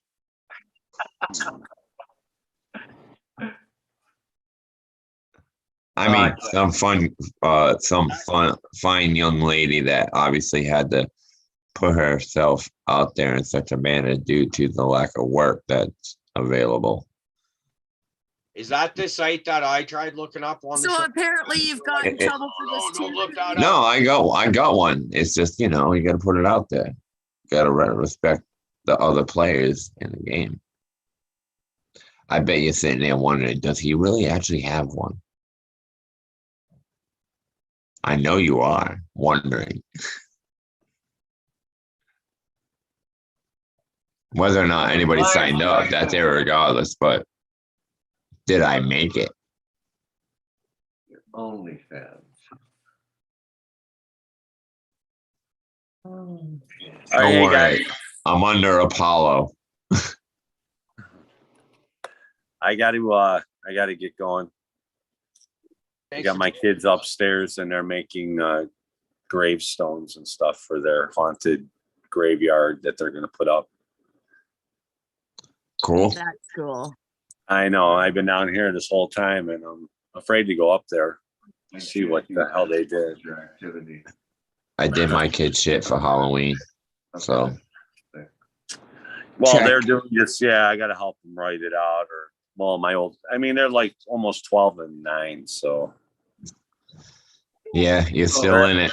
now where they really don't want my help. You know, they want to do it now themselves. They're like sick of me helping them. Yeah. So, kind of let them do their thing and hope that they're being responsible. And then if not, then we have to go through the whole, you got to be responsible. It starts picking this shit up, you know, that whole thing. So. I don't like that told her, word. "Don't come get me until it's clean." And she just came down here. It's like, I'm all right. I'm ready to go. All right. All right. Anyways, guys, thanks a lot. Thanks a lot, Stoney. Great seeing you, Have brother. a good night. Yeah. Have fun. Hey, check us out. I don't know if you guys are doing anything Sunday night, but we're gonna be jamming on Mr. Chad Westport's channel there or whatever, his little show. FCPO2? Yeah, I think it'll probably be on that station. Okay. Fuck yeah. They're not gonna allow us on the big one, man. The two ones for us. That's us okay. yahoos. That'll be a great show. That'll be a great. Yeah, show. it'll be fun. Chad says he's gonna be in costume. He's like, "You guys gonna put on costumes?" I'm like, "Oh man, I don't know." He's like, "That's all right. I'll definitely do it." So I'm anxious to see who he's gonna be. If not more than one, I've seen him where he's done like a few different things. So it'll be interesting. All right, guys. All right, Peace Stoney. out. Have a great Have a one. great night, Stoney. All right. Good to see you. Great weekend, buddy. You too, guys. See you hopefully Sunday morning. Right? Cool. Yep. All right. Peace out. Later. You, buddy. Hey, Rick, I noticed when you Googled OnlyFans, your friend really took off pretty fucking quick. Yeah, not quite. I'm gonna have to bookmark that one and figure this shit Oh out. yeah, yeah. Rebookmark that. What's that? You're gonna have to rebookmark that. OnlyFans is I gotta work on that little thing. Oh shit, there But goes Rick's money. not to change the subject, but Chad Westport, my goodness, that fella has been busy lately. Wow, he's almost like every day he's got he's streaming something. I think they had something streaming again. I think when we went live too, weren't they? I think I saw something. Yep. He had something going on today, and yesterday. Chad the whore. Yesterday he had Spartan and it'll take a Cascadian Grown and the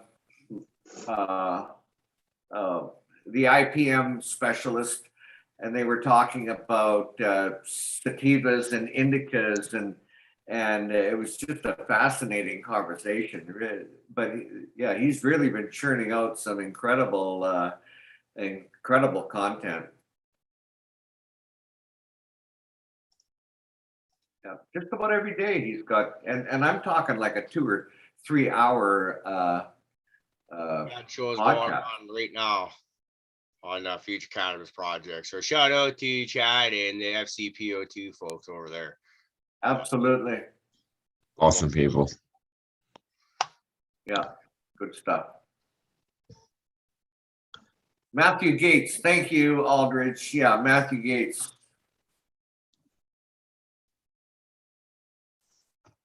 You gonna make it? Is the Bake Michigan Grow Show Wake and Bake tomorrow? What was that? Is the Michigan Grow Show Wake and Bake on tomorrow? I believe they do this on Saturday, right? Not every Saturday. I think maybe every second one or something like that. Oh, then I'm gonna have to wait for the notification.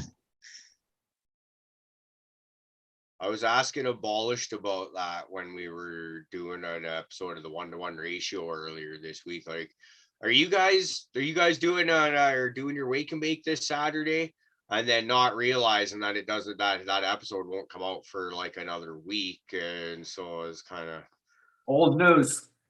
Yeah, Well, he may luck out and they may do it that Saturday. it could work out. That's so true. Very true.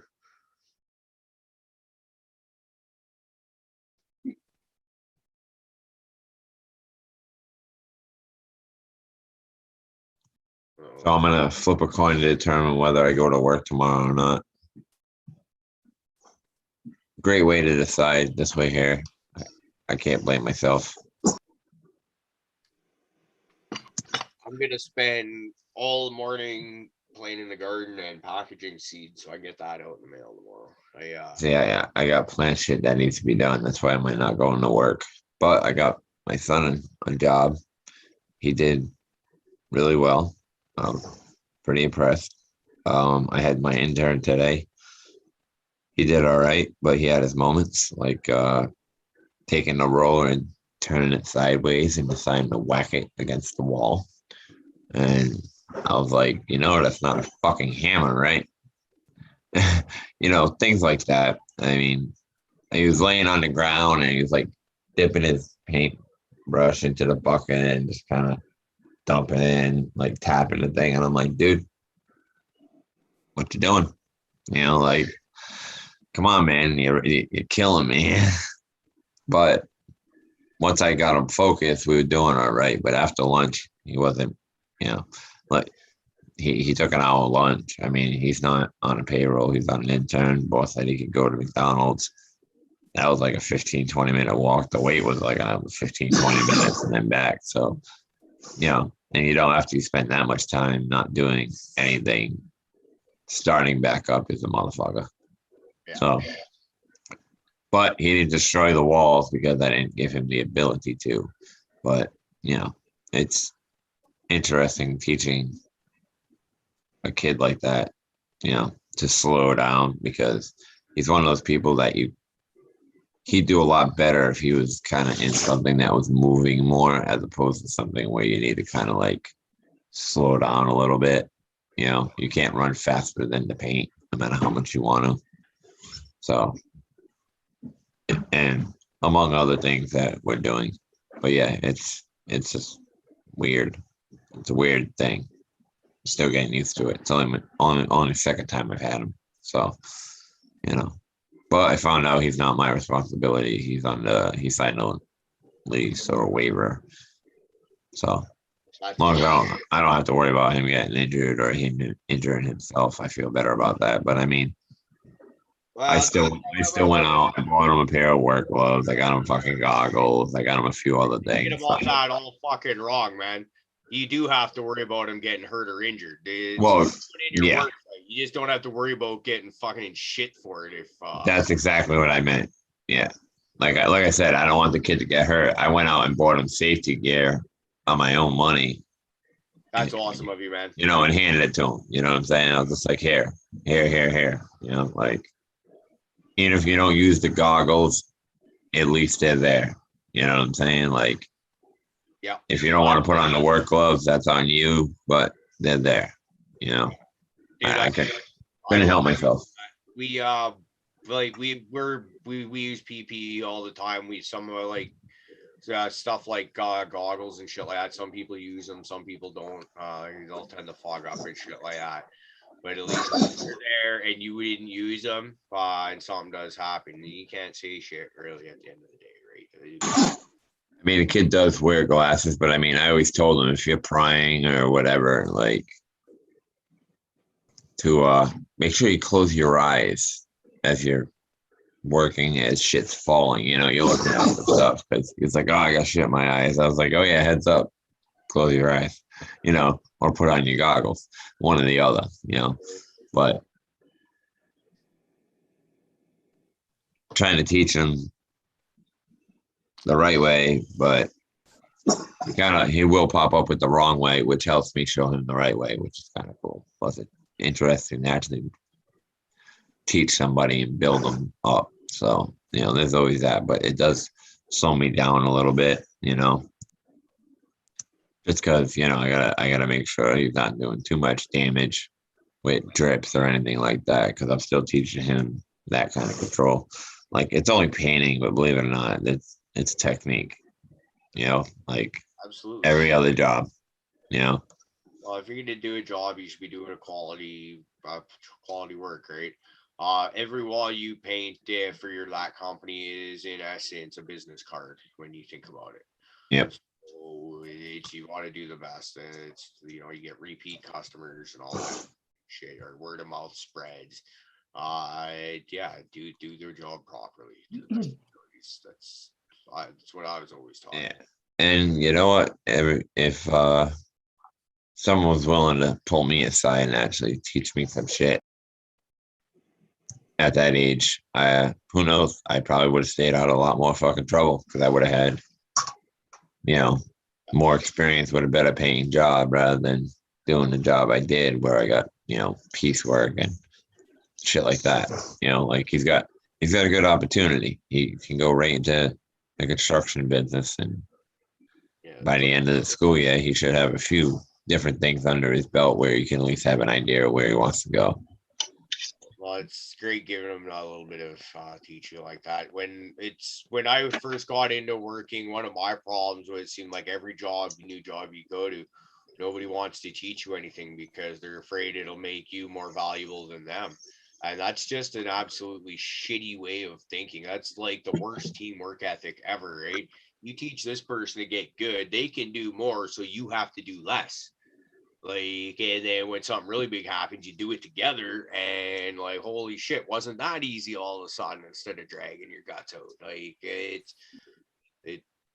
I go through with my boy, the one I pay with. I mean, I'm a little arrogant. I got my ways of doing things, but he's been doing it longer. He's gone through the union training and everything. So every now and then he'll sneak up behind me and be like, oh, you should do it this way. And, you know, I'll be like, fuck you, I got my own way. But, you know, I'm going to check his way out, and he's probably right, but I got to be, you know, me.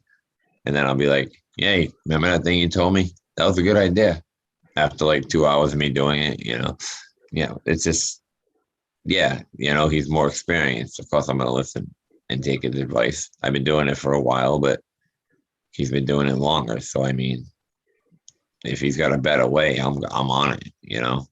Well, I'm always listening for tips and tricks to make things easier, because that's the thing. Yeah. Like, I'm a small, scrawny guy. I'm about 5'7.5" and 150 pounds. I don't have a lot of physical strength, but I got agility, and I got that. Just put your nose to the grindstone work ethic to go and get it done. But I'm always thinking of how can we fucking airstream this and make it a little bit more efficient, get it done. Because I don't like working if I don't have to be. I want to be doing something enjoyable. So let's get this fucking shit done, but let's do it properly so we don't have to come back and do it again later. Because that's even worse, is when I have to go back and clean shit up. And that's why, well, besides the fact they had to be, but our demolitions are I call them, we deconstruct the thing. Why? Because if you start smashing that shit, you got to clean that shit up. But if you can take that shit in sections, the cleanup isn't nearly as bad. You know, people sometimes don't realize that. They're just smashing through a wall that doesn't need to be there. But, you know, you take your Sawzall and you start cutting that thing in sections, you can carry that thing out of there rather than having to scoop up a pile of fucking sheetrock or whatever. And that's the way we were doing it. You know, we're like, fuck picking up a mess. Yeah, we're beyond that shit. We ain't picking up fucking messes like sweeping that shit. Fuck that. We're gonna cut this thing. We're gonna take it in sections so that we're barely leaving a mess. So I mean, we both have the same mindset on that, which helps. At least in my job with my partner, you know. Yeah. And like you said, fuck that. Why work harder? I mean, I'll take that little extra weight just to save myself the extra trip, basically. Yeah. Absolutely. G-Bay, you look awfully serious over there, brother. I don't know if it's the beard or what, but you're just kind of. Yeah, just long week and a lot of bongs today. I'm pretty fucking wrecked. I hear that. Coasting right now. I'm in neutral, just going downhill. Like, you know, I know I'm just kind of visioning my pillow. Yeah. Yeah, I'll be hitting the sack before too long here. I'm thinking myself. Just It ain't fair to talk about that shit on the show, man. We all want to be there, but no. It's funny. I wanted to ask a question, and if anyone's ever used those bubble hash washing machines. I've never made bubble hash, but it's something I want to learn about. So tell me all about it when you try them. My friend has one. He uses it. He swears by it. And he makes some amazing fucking bubble hash.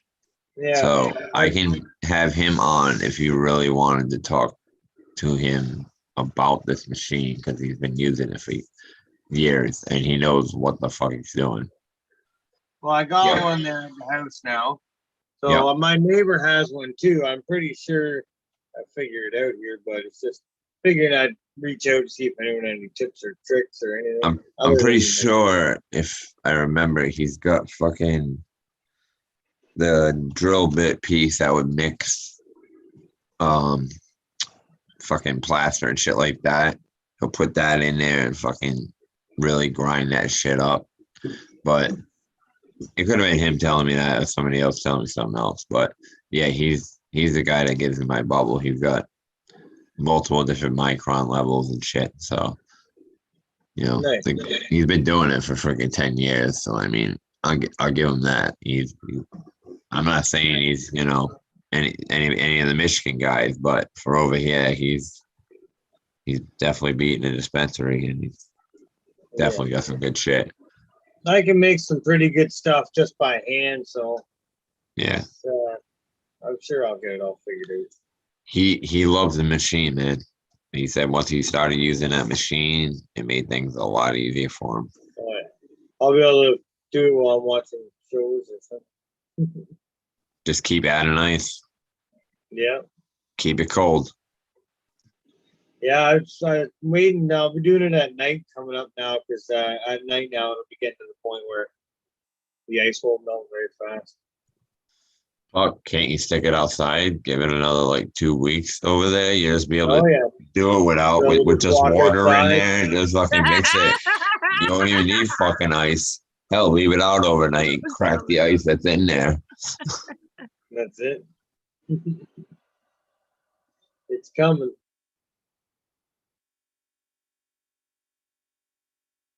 Funny, I still got a couple plants out on the back deck, some autoflowers I'm just messing around with. I don't have really a use for them. I'm just letting them go. They're taking this pretty good. We had some good frost the other day, and they didn't care. Pretty neat. Some of my vegetables are dying right off, and these autoflowers are just kicking butt.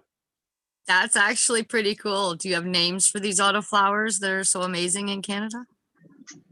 These ones, no, they're I forget what cross they are because I'm not really even caring about them. So I really don't know what they are. Could be if they're kicking ass out there and going, Frost is my bitch, man. You should be paying attention to that.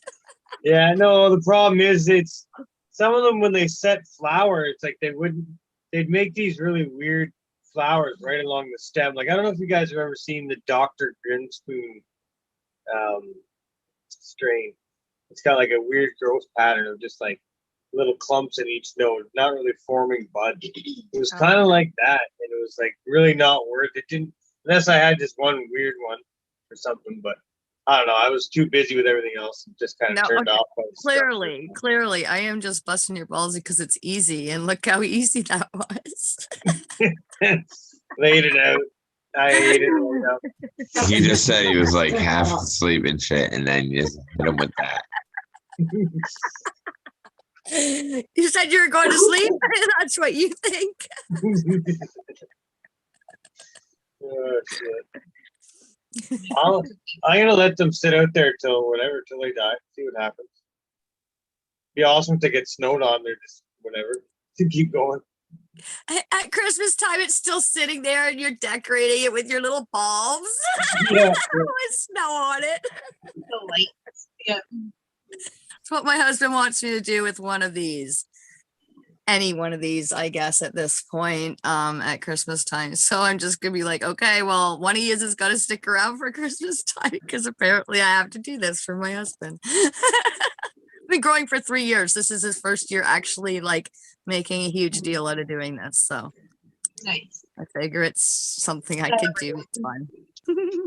Yeah, that was my Christmas tree. Quite a few years. It was one of my plants. Because I mean, we don't really have a Christmas tree. We actually have a Halloween tree. It's right That there. does not at all surprise me. It's Oh, that's a all black. gorgeous dog. Hold on. We can't look at everything all at the same time. Dog? What dog? G-Bay's dog. Oh, all right. I was like, you threw me off. I looked over. I I'm know. like, I was trying to look at your tree, but then I seen his dog, and I'm like, I can't look at his tree and the fucking dog at the same time. I don't have that many eyeballs I or was like, screens. those are pillows, yo. But good doggy. Doggies out of the grow room. You guys know the rules. Get him out of here. Yeah. That's why Okay, I'm your always dog gonna is fucking gorgeous. find him Now, out. Prophet, show me your tree again, please. Only because he said please. Okay. I've seen the look. All right, on. See the witch's hat at the top. I love it. Yeah. So, yeah, we don't have a Christmas tree. We have that. It goes up during October, and it'll probably be up till after Christmas, and then we'll fold it away. Heck, one year we left it up the whole year. It just chills out in that corner. The best part is I don't have to water the motherfucker. He's like, it's the best tree I have in my house right now. It doesn't bother Fucking me at all. best plant ever. I don't gotta water it. I don't have to defoliate it. I don't even have to care about the life cycle. Shit's just chilling. And it fits well in a box. That's the hardest part, getting something back into. These ones actually fold pretty well, but yeah, you are correct. I cannot get the fucking box to shut without taping it. There's still some lift, no matter how much I'm sitting there, and I'm like, how did this ever go in? That's when you get the duct tape out and you just start taping it Yeah. around. Oh yeah. Mine's duct tape, so there's like 4 years worth of me cutting the duct tape. So there's like 4 layers. There'll be a 5th coming soon. Oh yeah. Well, I got to close up shop over here, guys. I just want to say good night. I'm glad I had you guys in the background while I had craziness of the shop going on. So cheers. Right on. Dab, and I'm Later, DP. gonna take a dab Good night, buddy. before I go. But Hell yeah. Hey, You deserve a dab. I'd give you a frog if I could. Ribbit. Yeah, I gave that back to you.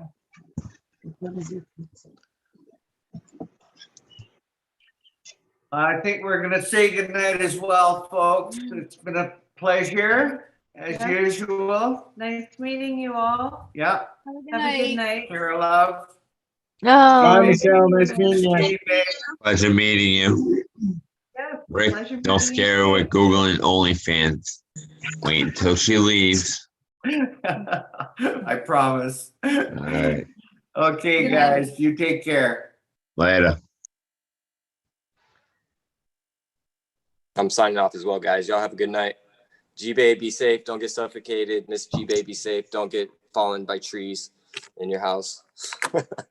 Have a Y'all good have a night. good night. Everybody have a good one. Peace and love. Oh, that looks nice, Crazy Pop Mom. Thank you. Nice. All right, y'all have a good night.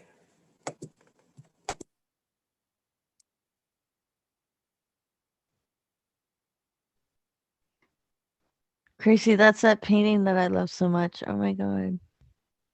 Yeah, it's like super bright and beautiful. Yeah, really, really nice. Yeah, so we're talking about a lot of things actually, but my husband is going to get my battery for my camera that he bought me years ago. So I can photo these. Which Buds of Smokin' said would probably be a better idea in my world of what I want to do. So yeah, so my husband's going to grab me that battery. So I'm super excited to have my camera back because I haven't had it for years. So yeah, I'm excited. And that painting right there, I'm like, I can't wait to like top coat it and make it all shiny and pretty and gorgeous and then take pictures. Yeah.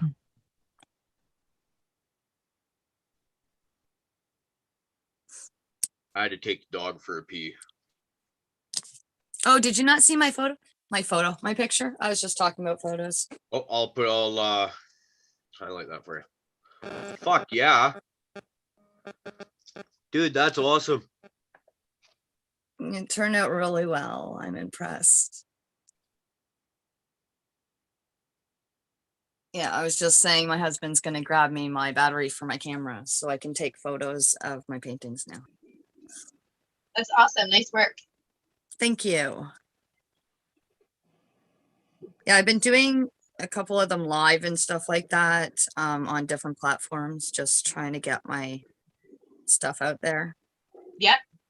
Yeah, so.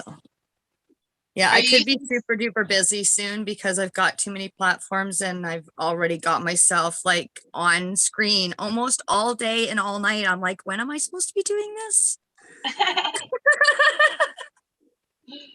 That's awesome though. Yeah. I hope it turns out because yeah, I would like to be able to put my energy into my art instead. And like now I'm doing this stuff on my face, which I didn't know I could do.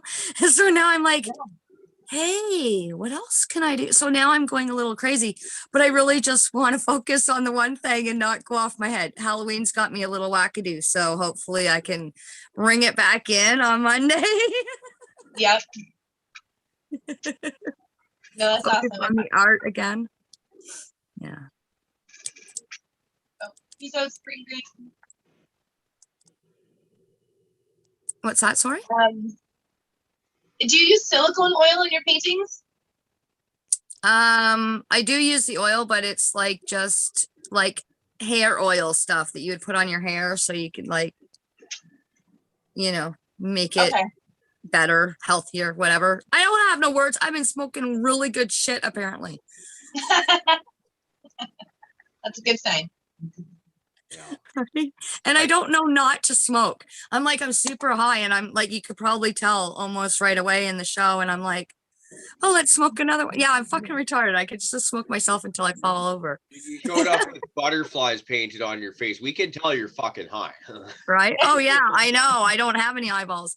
I also That was use me. That was me yesterday with butterflies on. I also use Floetrol, which What's that? Something you can get in the States and you're not supposed to get here. Summer's Eve.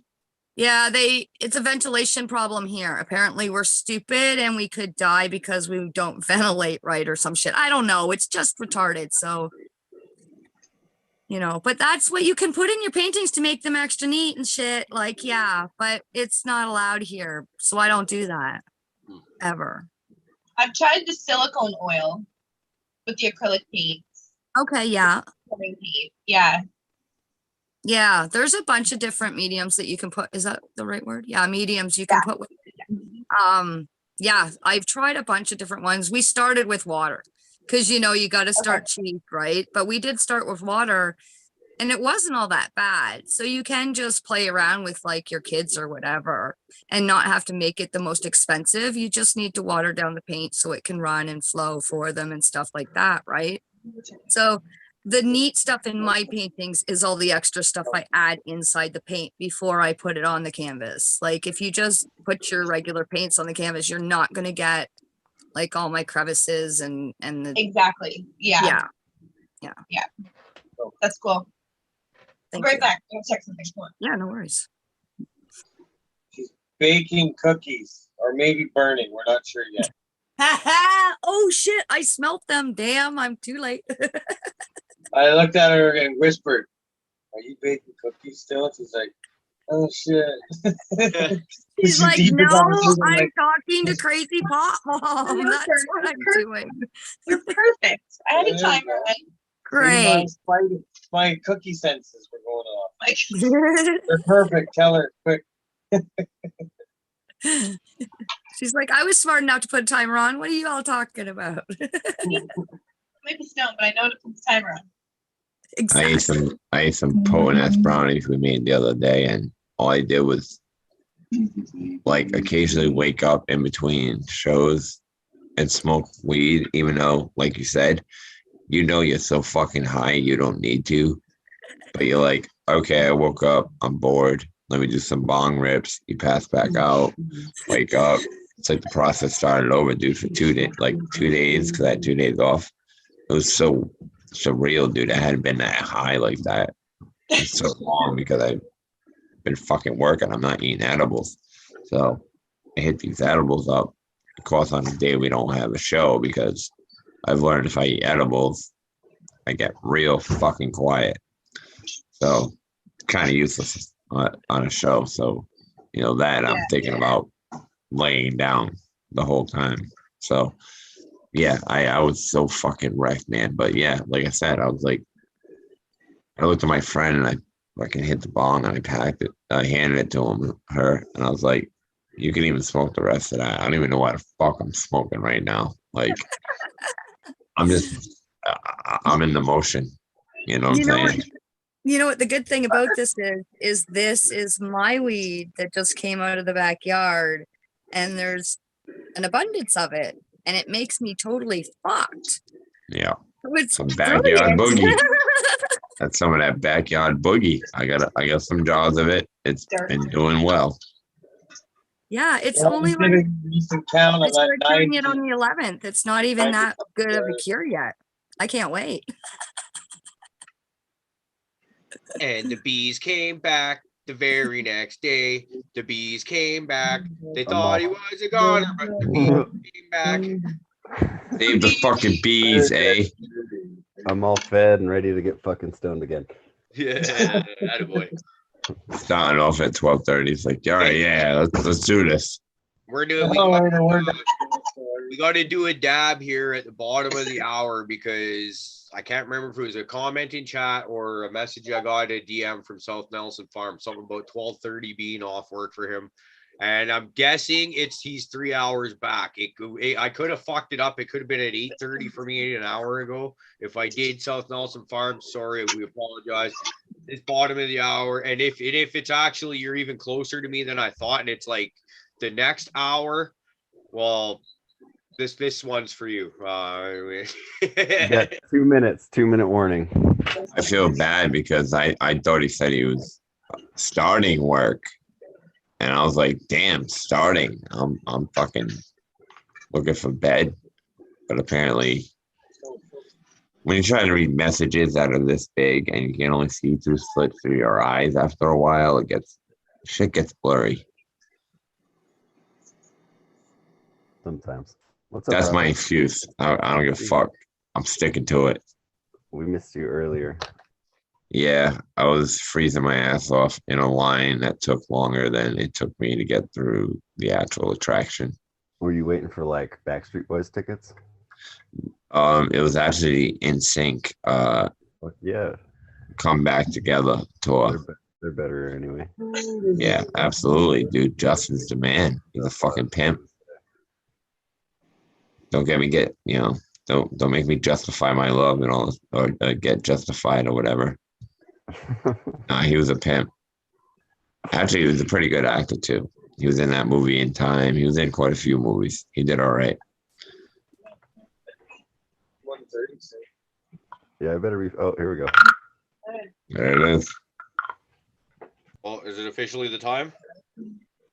Well, my clock says 12:25. The time Yeah, is well, now. It's 1:30 where South Nelson is. Yep, and that's where he needs to. He said 1:25. Oh, Almost okay. 1:25 a.m. See y'all Sunday. Okay, well, in my defense, I looked at the clock at 8:30 my time, and I was like, it's probably another hour because most people are 3 hours behind. But I am well aware, like Newfies and stuff like that, they got that 4 hours back stuff. Wait, we both saw 12. I'm pretty sure it's 12. I saw 12. 12:25 in Ontario, where I am. 11:30. It's 1:30 a.m. where South Nelson Farms is, so he's got to be. So he would be. All right, whether we're wrong or right, Then this it dab's for him. Yeah. Whatever time it is, fuck it, everyone do the dab. If you got one. Because we can't figure this shit out. Well, that's the fun-loving thing about Stoner. Where We're sitting on, here bickering about fucking doing a dab for our friend. And should we do it right now or should we have done it an hour ago? Well, it doesn't really matter because we're doing it right fucking now. So anyways, Bees, play that music again, please, brother. Sweat Feed. Nelson Farms. Love you, brother. I love that little thing. Me too.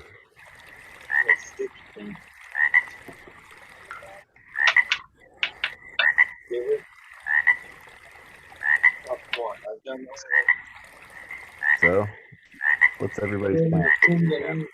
Any? So bees, check out my screen. Ooh, that one's fucking cool. Yes. I actually, I have one of your paintings as my background on my phone. That's awesome. Yeah. Nice. That makes me super Do happy. you feel like your face can't breathe with that fucking paint on? It probably can't. I would feel like it It's can't. only eyeshadow, actually. A little bit of Oh, eyeliner, wow. but it's just eyeshadow.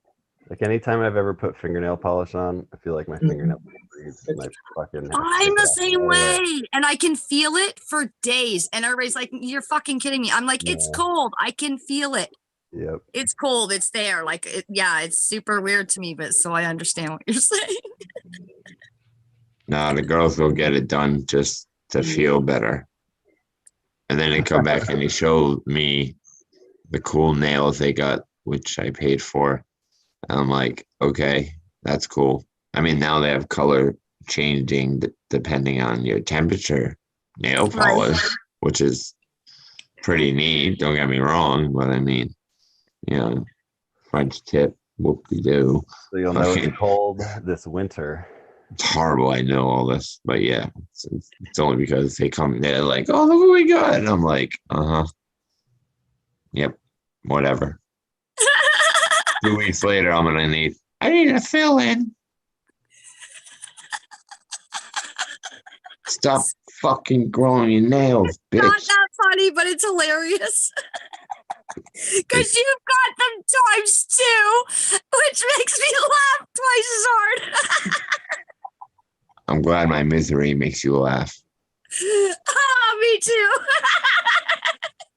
You guys, Telling you, man, it's not always a good time. Like, there's a moment right there, okay? Paying for 2 sets of nails. 1 set blows. 2 sucks. And of course, they get the fucking acrylic. bong. G-Bay, you guys camping out in your tents tonight? Oh, he's on mute. Don't tell him that. He'll just sit there and talk to himself. I don't think he's even listening. Why did you even tell him, dude? He would have been telling us all about it. How he brushed his beard 100 times before the show. I thought maybe he has hammocks or something strung up in that tent. I don't even think he realized he is actually on mute. He and his lady to camp. What's going on, boys? Girls? I was just asking if you and your lovely wife were camping in your tent tonight. There behind you. Like, if you had a hammer strung up or something for two. No, it's pretty funny because I was thinking of taking it off mute right when you guys were talking. I wasn't listening. I couldn't hear you because she was in there clanging around in 96 fucking jars trying to find the one Granddaddy Black jar that's good. And it sounded like a fucking wind chime going off. So, fuck, I had it on mute. I like flash to Prophet's house for half a second there, eh? Yeah. Well, I went to smoke this joint here that I rolled earlier that was just a little wet. And some little fucking hippie stole the filter off it. Some hippie. So let's ask the question: was the jar found? Yeah. She came in. Yeah, it's right there. Well, of course she has a jar, but is it? No, like we don't have any on the table already. But Well, I'm curious. As to, do you have random hippies coming in stealing the cones to your joints? Like you said, you have 96 jars. I would. You never know what's going around. Recycling, I guess, if you look at it that way, it's a good thing. What are they doing with just the tip? Nothing like already smoked joint terps. Yeah, we call that tar. Yeah, roach terps. You've never noticed it before. I know. I'll tell you what, ever since I started growing, I cannot fucking do roach weed. Can't do it. Yeah. Don't know why. I used to be able to, but it's probably Because we're too good for that shit, Prophet. I'm weed snobby now. I didn't want to admit that shit, man. My son handed me a bong and I fucking hit it. And I was like, what the fuck is that? And he was like, oh, it's the roaches. I was like, don't fucking ever hand that to me again. I'll kill you. Like, Shit in my head. I was I like, changed the oh. bowl in the fucking bong when I go to my daughter's, just in case she's done some fucking tobacco or anything. I'm like, no, I have my own bowl. Fuck you. Yeah, no, that's disgusting. All of it. No. But I mean, he's at that age. He's kind of starting off. So remember when he was scrounging for weed? Come on, we all been there. We all done it. Fucking. I'm still there. So everything that we've gone through at the age of 14, he's going through at the age of 20. So it's funny because I'll laugh. I got my dad there, so we got 3 generations of smokers right there, and I gotta laugh because he'll say something or whatever, and I'll laugh at the fact that I'll look at my dad and be like, he thinks that's gonna work, and he's like, yeah, he ain't too bright. I'm like, yeah, he's gonna learn. But no, he is bright. It's just, he has a stone of fucking moments, dude, and I can see it in his eyes. When his eyes are tight, forget it. You can just see it. You'll be like, dude, you're fucking wrecked. And he'll be like, what? It's like, yeah. I remember looking like you at your age. The funny part was, like, I look back and I'm like, I walked into high school classrooms pretending I wasn't high and thinking the teacher didn't know. Yeah. After rocking like 2 thumb-sized Northern Lights joints and shit. Like, how fucking dumb was I? Have you ever burped a big old, you take a burp and a huge old cloud comes out, you're like, yeah. Like, I look back now and it's like, I smoked 3 puffs of a joint and my fingers fucking reek. Let alone hanging out all lunch hour in the fucking pines, smoking fish bowling. Stinky fucking cactus meat. Yeah. Oh. Jumping I in. only went to 2 classes, and that's because my teachers were stoned too. So. Well, certain teachers were cool with it, but yeah, I just like that. It was Cops like came. Hotbox the car to the fucking McDonald's drive-through. Oh yeah. Fucking hotbox it back, and then go into the fucking class, just reeking. I got fired from working at a grocery store when I lived out in Canmore, Alberta. I just remember the boss coming up. He's like, "Are you part of that fiasco that just took place out back?" I'm like, we just got busted. I'm like, yeah. He's like, come with me. He's like, I'm gonna make you quit or whatever, so I don't have to fucking deal with any bullshit. Is that all good? I'm like, yeah, that's fine. I quit. Have a good day. He's like, because the other way is dumb, and I fucking it's on your record, but whatever, not record, but within this company it is, blah blah blah. It's just cleaner this way. We don't have to do any fucking bullshit. So the three, me and my two stoner buddies, we had to fucking go find new jobs. So don't smoke pipes in the fucking cage in the back of a grocery store. Yeah, go That's the good thing about my job is I can get away with it all day long.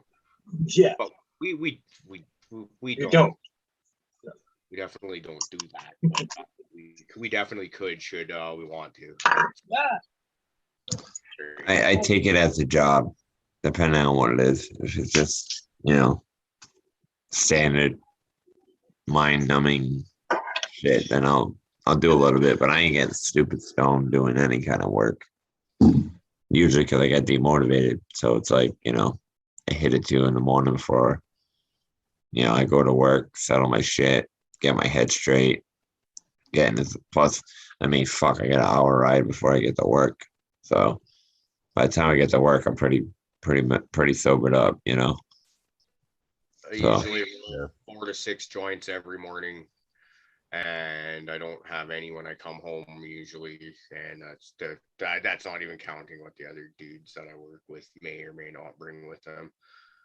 Yeah, see, I ain't doing that. I'm not going it like that. Not to mention, this guy always got at least 1 or 2 in me before I even walk out the door in the morning. Although I actually prefer the Dynavap that Fluffy's got me into, except for just where I've been in a hotel, it's just more of a fucking pain in the ass this last week. So I gotta get back to that for my morning hoots, I think. I found my herb vaporizer to be a kind of more of a pain in the ass on the job.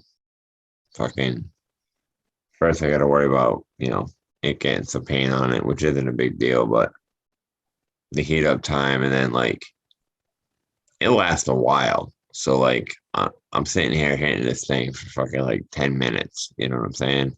And I was like, then I was trying to do the straight out the tube, fucking just 1-hitter, 2-hitter shit. That felt kind of crackheadish because it's a glass straight tube. And yeah, so I went back to the old carts. They're so much more convenient. I can actually do it do it on location. Keeps me in my cannabis levels where I need them to be. Absolutely. I wish I had something like that working. It'd be very functional. There's lots of certain situations where we can't be. Like if you're in a residential area, you can't be smoking weed, right? Yeah. You may smoke your weed on the way there, or when you're leaving after you leave there. But when you're there, no, that's just fucking stupid. Or you're looking to get busted doing something you shouldn't be doing. But if you something like that where you can be more discreet. Or there's times where say you go, we call it cross country, where there's no road access and you got to hike in there with a chainsaw and your gear and all that shit. Something like a preloaded cartridge like that, where it's just you fucking pull it out of your pocket or whatever, fucking give a couple of quick heat ups too. Problem is I've only tried the distillate cartridges, and I find distillate irritates the shit out of my lungs. I could maybe get 2 or 3 puffs in before it starts to bug me, but after that, it's until I stop smoking it and give my lungs a good break of weeks or more, and then it's after that I'll get those first 3 or 4 puffs again where it doesn't really irritate, and then after that every puff it just instantly is just Dude, for me it's lungs into soreness and spasms. Instant. I can't. They have a sauce one too. I'm not sure how different it is than the other one.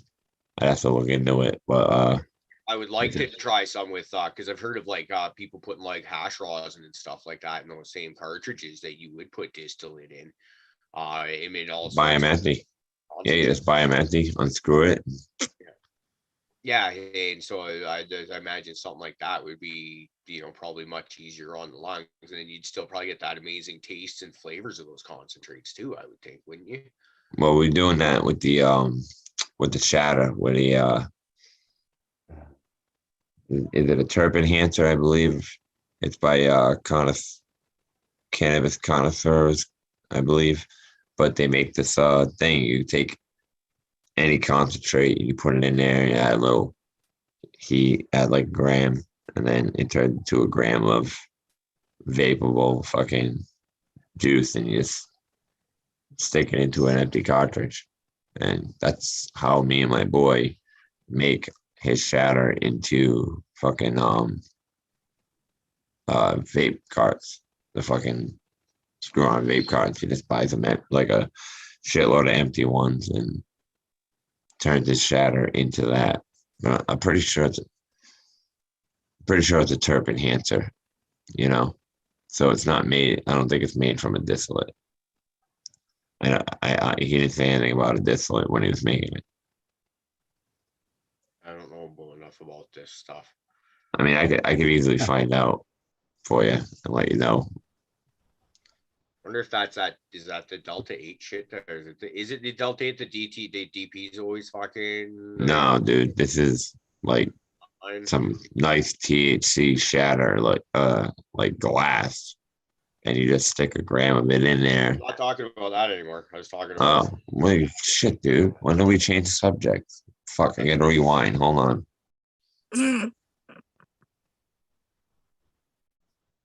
Well, you didn't have to silence yourself and banish yourself to mute zone, Prophet. It's funner when. Oh, it sounded like you had something to say, so I was sitting back and listen. No, all right, shit. I have nothing intelligent to say. I've been sitting here doing dabs all night after not doing dabs all week long, so I'm just fucked right now. I'm on a pretty same level. The only difference is, like I said, I fucking didn't start as early as you probably did. It was like almost as soon as I got home, because I woke up at like 2 o'clock this morning and like start doing fucking whatever. And I get off work and I'm like fucking tired as hell, but I'd already just been to the dispensary. So I do a couple of these big diamond dabs to just get really high as fuck, laid down for a Johnny. Got up about. Oh, you took a Johnny? Oh yeah, dude. It was a pretty good one too. Like I laid down So for jealous. and I think I was only conscious for about an hour of that time laying down. So, and then I woke up, and as soon as the show started, I just started wailing on the dabs.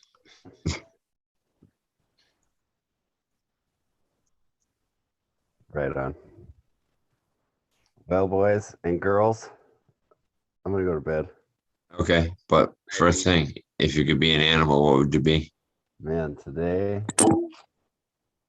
I would definitely be a fucking raccoon. I like raccoons. They could be a nuisance, but I think they're pretty badass little fuckers. They are. They're real fucking clever, those little Yeah. bastards. Yeah. Too clever for their own good. I'd be. Have a good night. Yep. We'll see you guys later. Later, bees. Hi. I should probably tap out myself. Yep, I'm gonna tap out. Fuck. Chat. Panel. Love you guys. Talk to you fucking. What day is it? Friday. So if anything by Sunday, wake and bake. But I'm pretty sure I'll talk to most of you tomorrow. So later, guys. All right, man. See you Have a good later. night. Hey, have a good night. Later. So I think we should like just not talk to him at all on Discord or even acknowledge him until Sunday morning, just because he was talking shit about seeing us sooner. So if he reaches out to you and DMs you or tries to participate in conversations, just don't even acknowledge him. Just because it's fun to fuck with Prophet. Easier for you. You're not on Discord half the time. Fuck, I'm not on Discord a lot more often than that. It's I don't know. It's just hard. I don't make time for social media. A lot of it is. I try and get in there and I try to say good morning every once in a while. But when I get times like last weekend where we will actually chill out and hang out in there, that was great. I'll be up in here watering and doing plant stuff. I get pretty early in the morning, so maybe I'll just throw the Discord on and hang out in there, see if anyone else wants to hang out through the day, because it's just it was great. It actually, you know, when it's been a while since you've done something and then you go and do it and you're just like, oh yeah, I forgot how much I enjoy doing this. That's exactly what that was. Yeah. And then even like some of the guys were commenting on how it was just like we were getting back to the good old original Discord days. So it was, yeah, just very cool.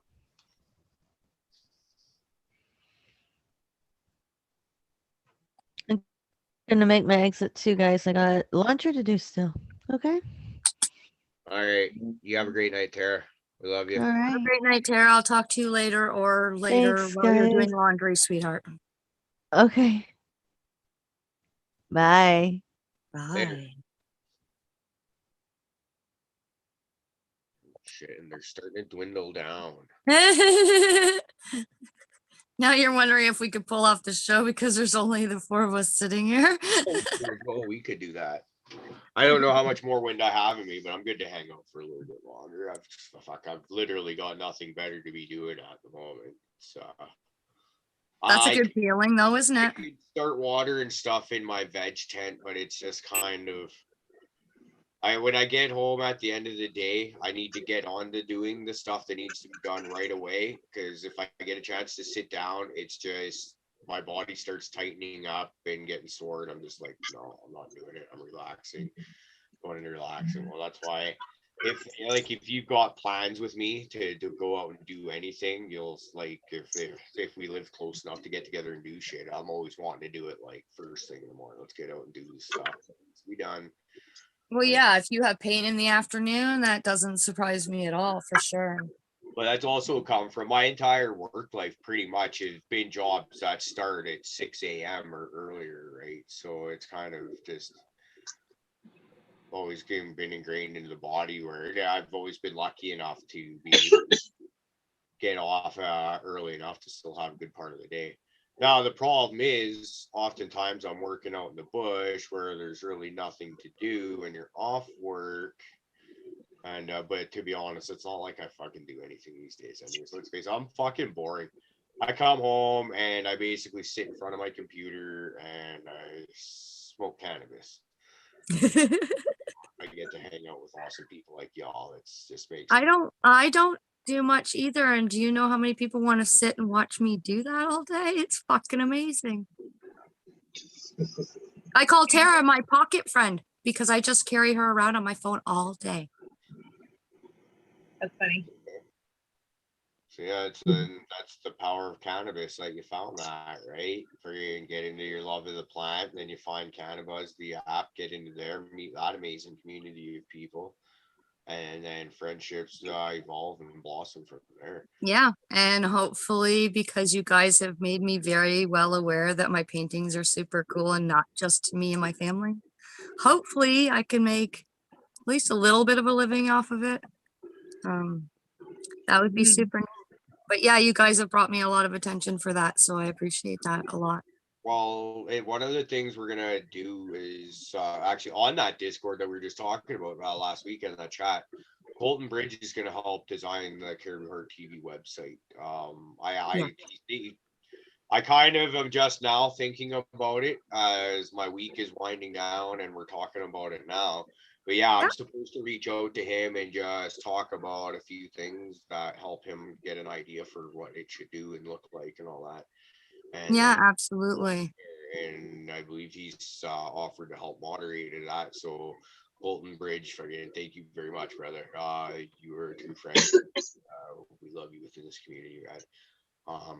Yeah, that's super cool of him. That's cool as hell. But anyways, once we get that website up and running, there's going to be some kind of sales at market, because Caribou Heart TV isn't just me that you're seeing here, right? It's kind of all of us together, where I want to bring exposure to people that have certain talents where they can maybe possibly do that. So I don't know what it'll look like, but it'll be a part where your artwork. So if you want to start selling your artwork, you will have that ability to. That's like super cool. And, yeah. Same with like anybody else that's really part of our crew. It's just I believe in we're all friends. We're all struggling to some extent or another. So if we can work together and try and help each other out, why not? Absolutely, absolutely. That's like Buds of Smoking. He was helping me out today.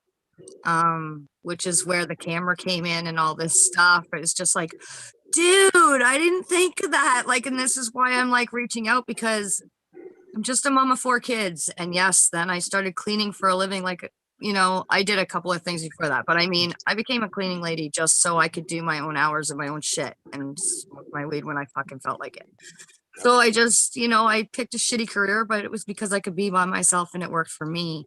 But now it's just like, I don't have to go back to that, right? Right?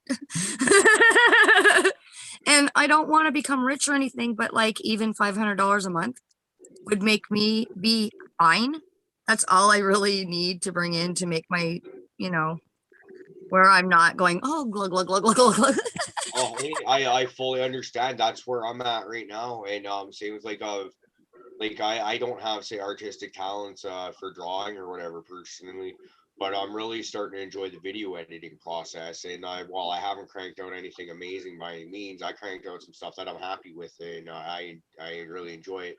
So after giving it more time and tinkering, that could be something that could possibly. Yeah, absolutely. Because that's what Buds of Smoking is doing. And I'm thrilled because, again, like you're trying to help me out. He's going to put my pictures in his video game somehow. I haven't actually figured out what he's talking about, but I'm fucking stoked, man. That's fucking awesome. Yeah, Buds is that's another guy that he's actually, we've had this conversation, him and I, that we're having now, where yeah, like he'll be able to put his artwork and stuff up and have where he can. Absolutely. We were talking because I said, hey dude, I told you you need to be on the art show, and you told me, why would I be there? And I thought I had the wrong guy, right? And I was like, oh my God, I'm sorry. Oh my God, I must have wrote down the wrong name. Oh my God, and I was freaking out. Then he jumps in on the freaking live show and he's like, somebody said something to him about his awesome stuff he does. And I go, it was you, you shit. So he totally snowed me. It wasn't on the show for the purpose he should have been on the show. Because he's got so much skill. I wish he would have shown that night or that day that we did that. So I'm bringing him on the next one. I'm making him come on for a real reason. And just so if anybody's who isn't already aware, Buds of Smoking's the one that did the dab frog for us. Yes. So we're going to play that again just so we can take a look at it, just in case anybody didn't realize it. But he did all the graphics. I added the wording just in a couple weeks, but everything. Let's look at that.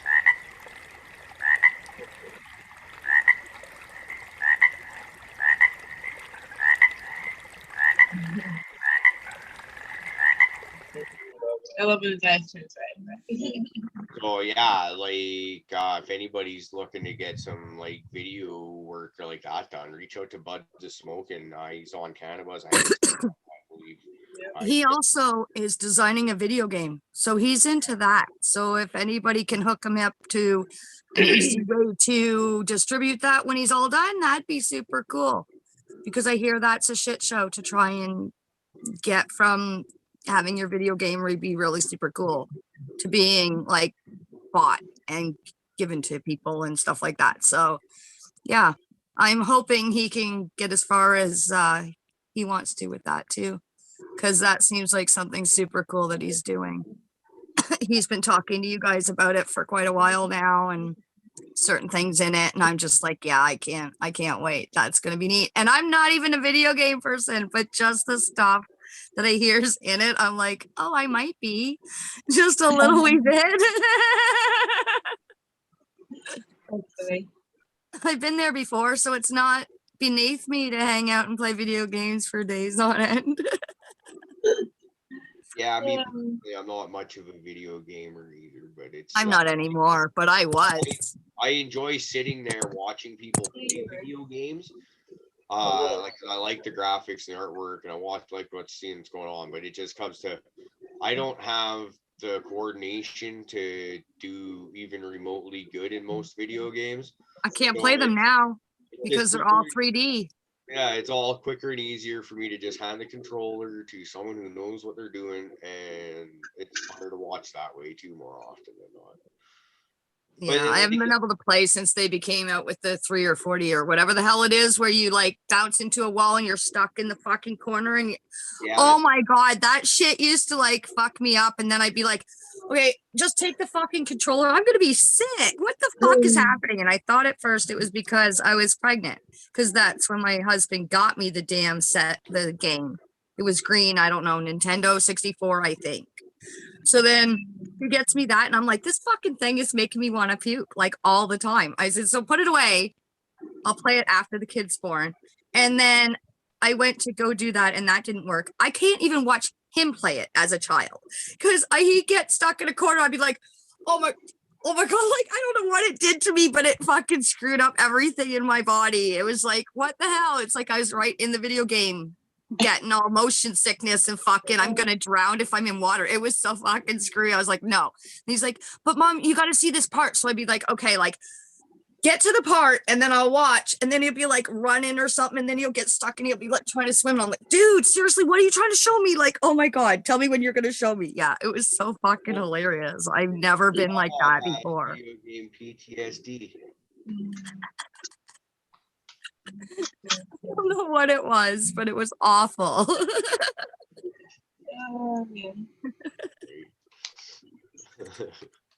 We're gonna cash it in over here, guys. All right, well, starting to do the nod, eh? Both of you, ding dong, ding dong. We're like 4 hours in. It's actually, I can't remember the last time I was around for a 4-hour show. I think there's been some where I've been there like 3/4 of the way sort of thing and then have to get out. But yeah, it's been a good show. It seems like a good time to shut it down. So all right, guys. Have a great evening. Yeah, great chat. It was a wicked one. Everybody in chat, we love everyone. Y'all are fucking great. Ema fucking hot. It was great to see you back again, brother. Yeah, chat was awesome. And everybody that's sick, please get better soon. We all worry. Yes, that too, Raider. Raider, man, you're the man. We love you. Well, we also need them back to put the links in the fucking chat, guys. Let's no, we're not needy at all. Well, Raider, you are an essential cog in this wheel, believe it or not. Even the smallest part that might be played, putting the links in the chat. Yes, we need that still. Everybody is valuable to the team. That's how I like to look at it. Absolutely. As cheesy as a role as it might be. We can't do it. It's a key fucking rule. If we can't do it, somebody else can. You are a damn team player because we can't do that shit most of the time. Well, I've proven I'm pretty fucking unreliable. So you said it best at the start of the show, I think, with Tara Love when she came on. You're saying something. You're like, no, man, like this is where all like the kind of people with no friends come. So we got another person in here. That's another friend we have. Man. Come on, get in here. It's just like working a trades job. We got a new person. Now it's their turn to do all the dirty work. Had to watch. All right, I'm gonna go eat some of those cookies, Candace Whisper. Shit, that sounds good. Anyway, love you guys. Everyone, happy eating your cookies. Awesome. Crazy. Mom. You're great. I love you. Love you guys too. Have a great night. We'll see y'all Tuesday or Tuesday. Fuck that. We'll see you Sunday. That's even better. Are you gonna let me on the show? Why? What's happening? I don't know, but I'll wake up if you let me on the show. Sure, I guess. Sure. I can't stay awake if I'm not on the show. It's like I don't go to sleep till 4 a.m. You want me on the show at 9 to stay awake, and I can't. But if I'm on the show, for whatever reason, I stay awake. So if I can be there, I'll show up. Okay, sure. Yeah, why not? Yeah, actually, yeah, isn't it? Okay, if you really don't want me there, message me in our Discord because it's fine. I just totally put you on the spot. No, it's fine. Come hang on. I was just, I wondered if there was actually something going on, but no, I don't think so. I know I usually only show up when something's going on. No, I just want to be there, and it keeps me awake and functioning more than if I'm like, oh well, hold on, 9:30. I put my alarm, and then I'm like 10 o'clock. No, 11. Oh, forget it. I give up. I can't fucking get up. So no, if I actually am on the show, I'm like, yep, I gotta wake up. I gotta like, look like a human being in half an hour. All right. Well, yeah, that sounds good. Okay. I will see you then. Halloween special, and I'm gonna reach out to Li Cannabros NY and see if I can get him on the show. Cool. I really feel good about the 1-to-1 ratio episode I did with him last Yeah. night. Or was that the night before? Whenever the fuck that was, I think it was last night. Yeah, I just feel really good about it. He was a really cool guy. I'd never spoken to him other than through text and DM type stuff. Yeah. Yeah, that's cool for sure. Get him on here and show everybody else how cool he is for sure. Well, I want to have him on this show before, or one of our 3 shows Before you show off the other one, yeah, that makes sense. That one's kind of a hobby, and I don't want to. These 3 shows come first to me, and I kind of felt like scooping someone for that could be on this show first. And but anyways, that's just my own. I get ya.